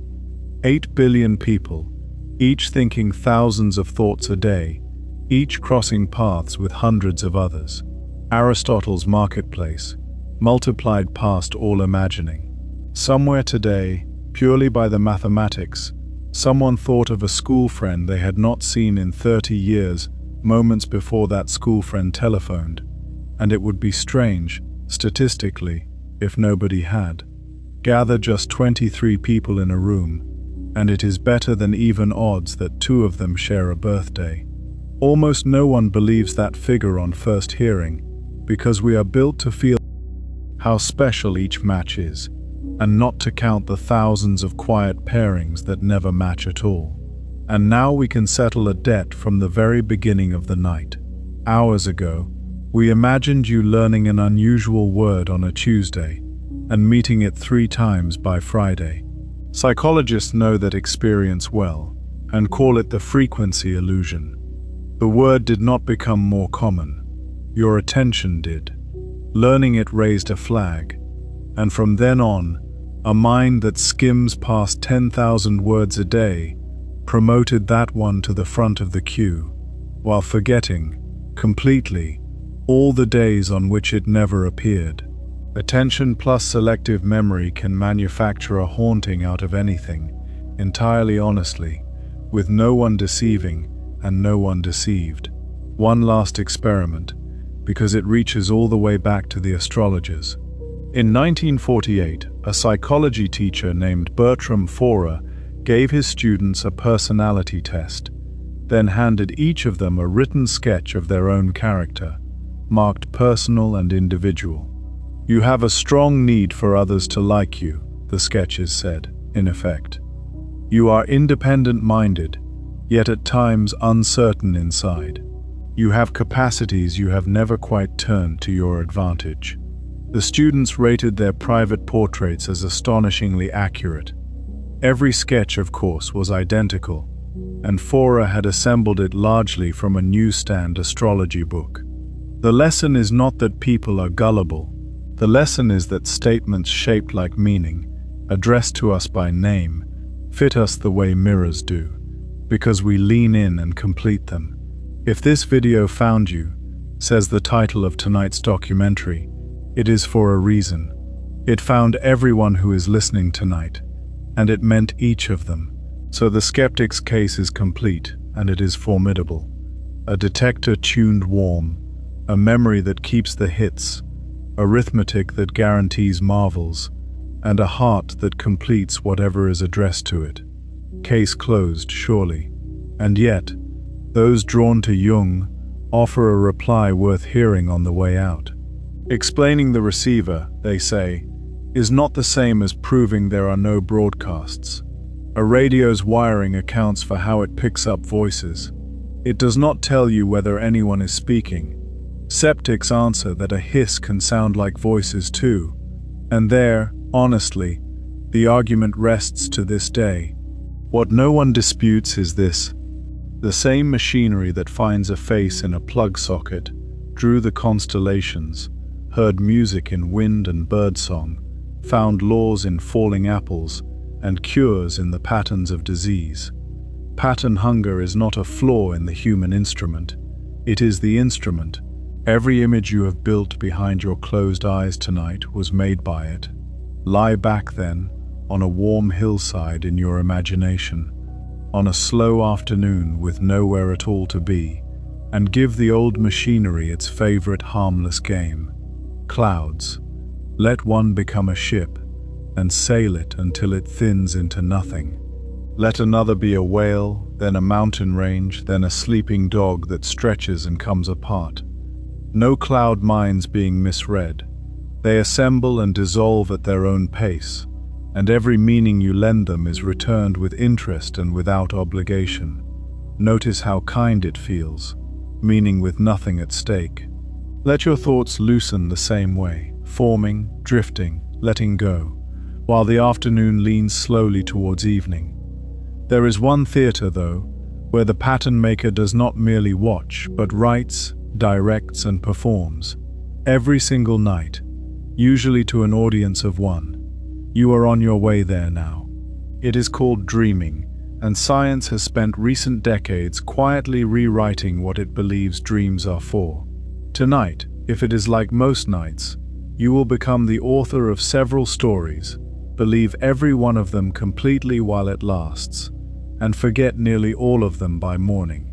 You will invent people you have never met, and hear them speak in voices you did not plan.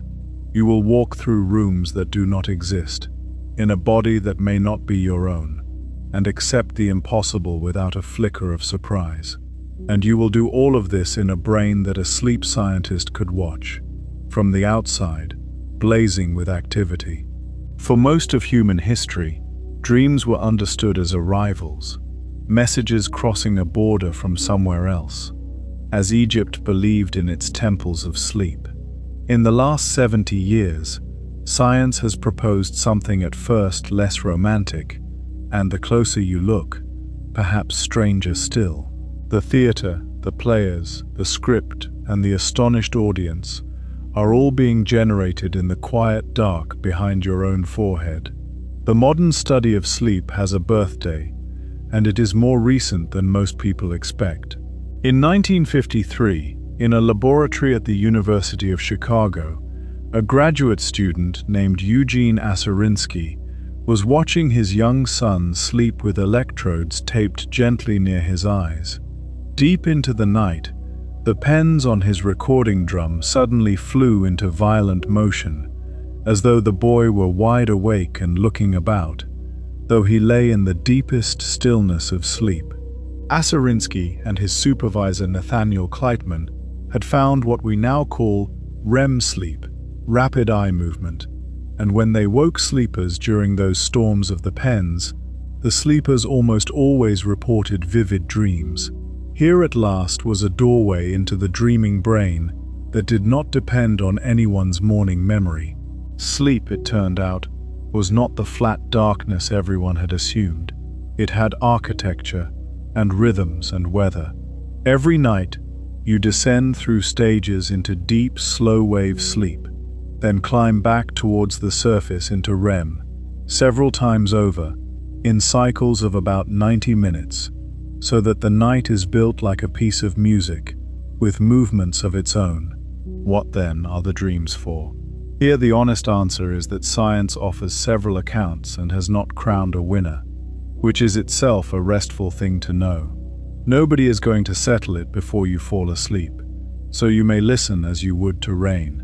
One long-standing idea holds that dreaming helps lay down memory, the brain rehearsing the day and deciding, like a librarian after closing, what to shelve and what to discard, which may be why sleep so reliably improves what we learned the day before. A related idea, from newer research, casts dreams as a kind of overnight therapy, in which the events of the day are replayed with the stress chemistry of waking life, switched low, so that the sting is drawn from a memory while its lesson is kept. We wake, on this view, having quietly digested the day. A bolder proposal still suggests that dreams are the mind at play in a flight simulator, running through fears and challenges in a place where nothing can actually harm us, rehearsing the chase, the fall, the lost child, so that the living body is better prepared. And there is a cooler, more mechanical account that we should set fairly beside the others, because it speaks most directly to our question. In the 1970s, two Harvard researchers, Alan Hobson and Robert McCarley, proposed that dreams begin as more or less random signals fired upward from the primitive brainstem during REM sleep, and that the higher brain, presented with this noise, does what it always does. It makes a story. It weaves the random flashes into narrative, because narrative is its native tongue, stitching sense onto senselessness, the way waking minds stitch faces onto plug sockets and monuments onto Martian hills. On this account, the strangeness of dreams, the sudden scene changes, the people who are two people at once, is the visible seam of a storyteller improvising over static. Even here, notice, the older intuition is not so much refuted as relocated. If Hobson and McCarley are right, then every night, in the privacy of your skull, you personally perform the very act this whole documentary has been circling. You take raw randomness, and you cannot help making it mean something. Later research has complicated their picture, as research does, and the debate continues in good health. But something in it rings true to anyone who has tried, over breakfast, to tell a dream, and heard how quickly the telling tidies it. That said, the dreaming brain has a well-documented talent that no one need dress up, and it is a gift to the meaning hunter. Loosened from the strict logic of daylight, the sleeping mind makes connections the waking mind guards against, and now and then, it hands over a genuine treasure. The chemist Auguste Kikule said the ring structure of benzene came to him as he dozed by a fire and saw atoms dancing in chains, one of which seized its own tail like a snake. The physiologist Otto Loewi woke in the night with the design for an experiment on the chemistry of nerves, scribbled it down, could not read his own writing in the morning, and mercifully dreamed it again the following night, this time trusting himself to go straight to the laboratory. The work won a Nobel Prize. Musicians and writers have harvested whole melodies and stories from the border country of sleep. None of this requires a message from beyond. It requires only that the theater behind your eyes is a better lateral thinker than the anxious manager who runs the place by day. The dream did not come from elsewhere. It came from a part of you that you rarely let speak, which returns us gently to the butterfly you have carried since China. Zhuangzi dreamed he was a butterfly and woke unsure which way round the truth lay. And after a night spent inside the machinery of dreams, his puzzle looks less like a riddle and more like an honest description of how convincing the theater is from the cheapest seat. While the dream runs, it is the whole of reality. Only on waking does it shrink to a dream, and the philosopher's mischievous question is simply, how would you know, from inside, which state you are in now? Hold that lightly. It is the last door we must open before the end of the night, and on the far side of it waits the strangest room in the whole museum, where thoroughly modern people, some of them scientists, ask whether the waking world itself might be a kind of dream, running not on a brainstem, but on a machine. But that door can wait a little while. Rest here first, in the theater itself, with the house lights down. There is nothing you need to watch, and nothing you need to remember. Your body has already grown heavy and warm, breathing on its own, slow and deep, keeping its own good time. Behind your eyes, the first faint images are beginning to gather of their own accord, unbidden, harmless, yours. You do not have to shape them, you do not have to follow them. The oldest theater in the world is opening for the night, admission free, no memory required, and you are both its only audience and its quiet, effortless author. Let the images come, let them go, let the 90-minute music of the night begin to play. And you are not alone in this. Across the darkened half of the earth, wherever night has fallen, hundreds of millions of people are lying, much as you are lying now, in tall city buildings with their windows dimmed one by one, in farmhouses set far apart on quiet plains, in ships riding at anchor under the stars. The great tide of sleep is moving through humanity, as it has every night since before the caves were painted. And in mind after mind, softly, privately, theaters just like yours are opening. Somewhere a woman is dreaming of a garden that has never existed. Somewhere a child is dreaming of flying low over water. No one will ever count these performances, and by morning almost all of them will have dissolved without a trace, like frost leaving a window. And when you are ready, though you may well be asleep before we arrive, one final question is waiting, the boldest our species has yet dared to ask about what is real. The room is dim, and it holds no statues and no papyrus, only a soft, patterned glow, like moonlight passing through falling water. This is the newest room in the museum of tonight's journey, added within living memory, and yet the question kept inside it is one we have been circling all night, wearing older costumes. The question, put gently, is this: could the world itself be a made thing, and if it were, would you be able to tell? In the winter of 1619, in the German countryside near Ulm, a young French soldier and mathematician named René Descartes shut himself away in a small room warmed by a tiled stove, while campaigning armies waited out the cold season around him. Snow pressed against the window.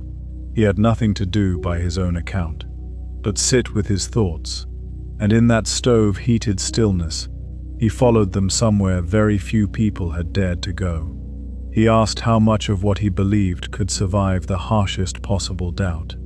His senses had deceived him before, in small ways. Dreams had deceived him utterly, night after night, presenting false worlds so complete that he never questioned them until morning. Suppose then, he wrote, that some powerful deceiver devoted itself entirely to misleading him, painting a false sky, false earth, false faces, false memories. What, if anything, would remain certain? His famous answer was small and bright as an ember. Even a deceived mind must exist in order to be deceived. Everything else, the snow, the stove, the war, the winter, could in principle be scenery. For more than 3 centuries that remained a philosopher's exercise, a cold bath for the intellect rather than a serious proposal about the world. What changed, in our own lifetime, was that human beings began building convincing artificial worlds themselves, at first crude, then swiftly less so, and a few careful thinkers noticed what that trend might imply. In 2003, the Oxford philosopher Nick Bostrom published a short argument that has been discussed ever since. If civilizations survive long enough, he reasoned, their computing power may become so vast that they could simulate whole worlds, complete with minds, perhaps running many such simulations for research or curiosity. The way historians of the future might rebuild the past in order to walk through it, and if simulated worlds could ever vastly outnumber the single original one, then a mind picked at random, a mind, for instance, lying comfortably in the dark and listening to a documentary, would have to at least entertain the possibility that it was among the copies. Bostrom himself has always been careful to say that this is a fork of possibilities rather than a conclusion, and that we have no way at present of knowing which branch we live on. You can feel, perhaps, why this idea belongs in tonight's museum, and why it presses so curiously on the promise printed in our title. Because a simulated world would be a world in which the border between our two kinds of reason quietly dissolved. Every event would have a cause, in the machinery, and every event might also have a purpose, in the intentions of whoever set the machinery running. The stone would roll down the hillside like a written letter. Coincidence in such a world could be exactly what the oldest traditions took it to be, a message from outside, or at least a seam, a place where the weave of things shows its threads. Some enthusiasts of the idea speak in just this way, half playfully, calling déjà vu a glitch and improbable meetings a wink from the programmers. And it is here that the opposing voices, as always in our journey, deserve the same lamplight. Many physicists and philosophers regard the simulation argument as an elegant piece of reasoning built on entirely unknowable assumptions about the survival of civilizations, about the motives of beings we cannot observe, about whether consciousness can be produced by computation at all, a question that remains wide open. Others point out something subtler, that the hypothesis explains too much, a theory that can account for any possible observation, they argue, forbids nothing, predicts nothing, and therefore cannot be tested, which places it, whatever its mathematical dress, closer to theology than to physics. There is even a quiet historical observation to be made, that every age has imagined the universe in the shape of its proudest machine. To the ancients, the heavens were a revolving dome. To the clockmakers of the Enlightenment, a great clockwork. To the Victorians, an engine. And to us, perhaps inevitably, a computer. Seen in that light, the simulation hypothesis may say less about the world than about the tools on our desks. The debate continues, courteously for the most part, and no instrument yet built can settle it. You may remember the scarab. In a consulting room on the shore of Lake Zurich, a golden-green beetle tapped at the window at the precise moment a patient was describing her dream of one, and Carl Jung, opening the window and catching it in his hand, felt that the inner and outer worlds had touched. Jung reached for an acausal principle to name what had happened. A believer in simulation might reach instead for the idea of a seam. A skeptic would reach for arithmetic, the sheer number of moments in a life, and the certainty that some of them will rhyme. Notice that the beetle itself is unchanged in every telling. It is the same insect, the same window, the same summer afternoon. What differs is only the frame we set around it. And by now, deep in tonight's journey, you have seen that frame built and rebuilt in painted caves and temple courtyards, in dream books and star diaries, in casinos and laboratories. The question was never really about the beetle. Let the question rest there, on its cushion of soft light, and rest with it. There is no need to decide anything, tonight or ever. Whichever account is true, the night around you behaves the same. The house settles into itself with small wooden sounds. Somewhere far off a car passes, and its hum rises and fades like a wave that never breaks. The air in the room is still and cool at the edges, and your blanket has gathered a pocket of warmth around you that no philosophy can improve. If this world is original, it is holding you gently. If it is woven well, right down to the slow rhythm of your own breathing, which continues, wave after quiet wave, without asking for your help. Attend to it for a moment, not to change it, only to feel it happening, the oldest lullaby there is. One great question now remains ahead of us, the one every room of this museum has been quietly preparing. When all the frames are set aside, is the universe itself random, or is it meaningful? And it may comfort you to learn that the honest answer of our age is stranger and softer than either word suggests. There is a story told about Albert Einstein, that in his long correspondence with the physicist Max Born, he returned again and again to a single complaint about the new quantum theory, that he could not bring himself to believe that God plays dice with the universe. The line has been polished by repetition, but the letters are real, and the discomfort in them is real. Einstein had helped to open the door onto a physics in which, at the smallest scales, individual events seem to happen without any cause that even perfect knowledge could reveal, and he spent the rest of his life quietly unwilling to walk through it. Born, his friend on the other side of the argument, held that the dice were simply how nature is, and that our longing for deeper reasons was our own affair. Two men who admired one another deeply, writing across the years, unable to agree on whether the universe means anything by what it does. That disagreement is the last room of tonight's museum, and in a sense, it is the whole museum, seen at once. Because notice what has happened over the long journey behind you. In the painted caves, as far as we can tell, there was no such thing as a mere event. The world was awake everywhere, and everything that happened was a kind of speech. In Babylon, the sky was a page. In Egypt, the night was a postal road for the gods. In India, the world was a woven cloth, in which every thread touched every other. Delphi assumed meaning. The I Ching assumed it so completely that its whole method was to ask the moment itself what it meant.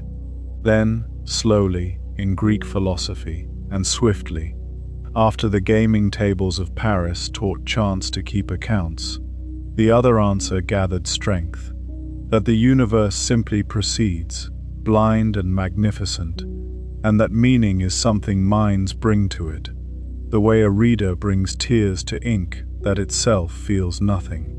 by the 20th century that had become, for many scientists, the sober default. And then, quantum mechanics arrived and unsettled even the sober, because it suggested that beneath all the clockwork, there is something that is not clockwork at all, and physicists themselves have never agreed on what to call it. It would be tidy to say that science eventually chose randomness, and wisdom chose meaning. But the truth of our age is stranger and less decided. Mathematicians will tell you, with complete confidence, that true randomness is astonishingly difficult even to define, let alone to certify, and that no test performed on any sequence of events can ever prove that no hidden order remains. Physicists still debate whether quantum outcomes are genuinely uncaused or only appear so from inside, with serious, careful people on every side of the question. And philosophers point out, gently, that randomness and meaning may not even be opposites, that they answer different questions, the one about mechanism, the other about significance, are two old kinds of reason again, still distinct after all these centuries, still being mistaken for one another in every generation. A rainfall may be perfectly random and the end of a drought at the same time. Nothing in the mathematics of the falling drops forbids a farmer from weeping at them. Perhaps that is why the wisest voices in this long argument have so often declined to shout. There is a passage in the writings of Chuang Tzu, the same smiling sage who dreamed the butterfly, in which he praises the usefulness of the empty space inside a vessel, the part of the pot that is not pot at all. Some questions, his tradition suggests, are like that space. They are not failures of knowledge waiting to be filled. They are the room in which a life is lived. Whether the universe is dice or loom, or dice and loom together, or something for which we have not yet made a word, may be a question of that kind, and it is possible to hold it peacefully for an entire lifetime, the way you are holding it now, in the dark, with no urgency at all. And you may remember the two zithers. In the old Chinese story, two instruments were tuned alike and set in separate rooms, and when a string of one was plucked, the same string of the other sounded softly by itself, with no hand upon it, and no visible thread between them. For 20 centuries, thinkers reached for those zithers whenever they wanted to describe how distant things might answer one another, not by cause and push, but by kinship, by being tuned the same. It may be that the story describes a real property of the world, as the correspondence traditions believed. It may be that it describes only a property of us, that human hearts are the instruments tuned alike, so that a beetle at a window, a friend's name on a glowing screen, a stranger naming your birthplace, strike a string in you that was already trembling. Even the driest septic in tonight's museum would grant that much, that we are resonant creatures, and that the music is real even if no one is playing it to us. Let the argument fade now, the way arguments do at this hour, into something more like weather. Somewhere in the dark outside your window, the world is proceeding on whichever principle it prefers, asking no one's permission. Stars are crossing the sky in their old processions. Rivers you will never see are carrying their water down to the sea, past sleeping villages, under stone bridges that have felt 10,000 nights like this one, and kept no count of them. The tide is turning somewhere, obedient and unwitnessed, along a coast of grey shingle, where the only sound is water rearranging stones. And in all of it, dice or loom, there is not one thing that needs anything from you before morning. The universe, whatever it is, has never once required your supervision at this hour. It is safe to set it down, so set it down. Let the question of what everything means rest on the night table beside you, where it will keep perfectly well until you want it again, tomorrow, or next year, or never. Your breathing has grown slower while we talked, you may notice. without being told to. Your thoughts are beginning to loosen at the edges, the way thoughts do just before they become something else. There is only one room left now, and it is not really a room at all. It is the way out of the museum, which is also, if you look closely, the way we came in. Somewhere behind us, a very long way back now, a single point of firelight is still moving beneath the hills of France. We left it there at the beginning of the night, 17,000 years ago, and it has been burning quietly behind every room of this museum since, behind the dream books and the star diaries, behind the yarrow stalks and the gaming tables, behind the beetle at the window and the humming laboratories and the strange soft glow of the room made of numbers. A human being, carrying a small flame into the dark, looking at the world and asking whether it is looking back. Every civilization we have visited tonight was that firelight, grown larger. So, in its own way, is the glowing screen that brought you this documentary. So, if we are honest, is the question you may have carried in with you hours ago, when you read the title and felt that small, familiar tug. If this video found you, it found you for a reason. We said at the beginning that we would hold that promise up to the light and turn it slowly, like sea glass, and we have kept our word. You have seen what the turning revealed, that the sentence has two honest readings, because reason itself has two lives. There is the reason that is a cause, and by now you know that reading well. A history of what you have watched and heard, a quiet machinery of numbers weighing that history in the dark, patterns compared with the patterns of millions of strangers, and a recommendation surfacing on your screen the way a shell surfaces on a beach, carried by currents that are complicated but not mysterious. That account is almost certainly true, and there is a real beauty in it, the beauty of the tide. And there is the reason that is a purpose, and tonight has shown you how old and how dignified that reading is, and also how carefully it must be held. The priests of the Nile would have understood it at once. So would the astronomers on their Babylonian terraces, and the weavers of the Indian dawn, and the scholar casting his stalks by lamplight, and Jung in his study with the summer window open. They lived on the far side of the border we have been walking all night, where nothing merely happens. We cannot say they were right, we cannot say they were wrong. The honest position of our age, reached after all the laboratories and all the mathematics, is gentler than either verdict. The world has never once been caught signing its work, and the world has never once been proved silent. So the promise in the title remains what it was when you arrived. A piece of sea glass, cause on one side, purpose on the other, and the light moving between them. You may set it down now. It has done its work for tonight, which was never to be answered, only to keep you company on the way down towards sleep.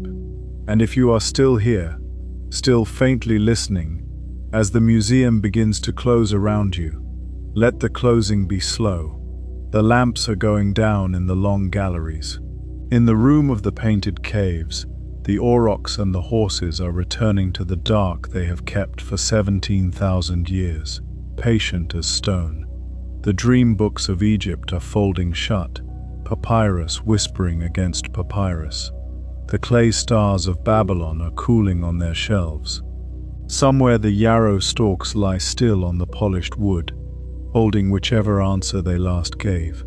And the two zithers stand in their separate rooms, tuned alike, silent now, but never quite finished with one another, the way tonight's questions are never quite finished with us.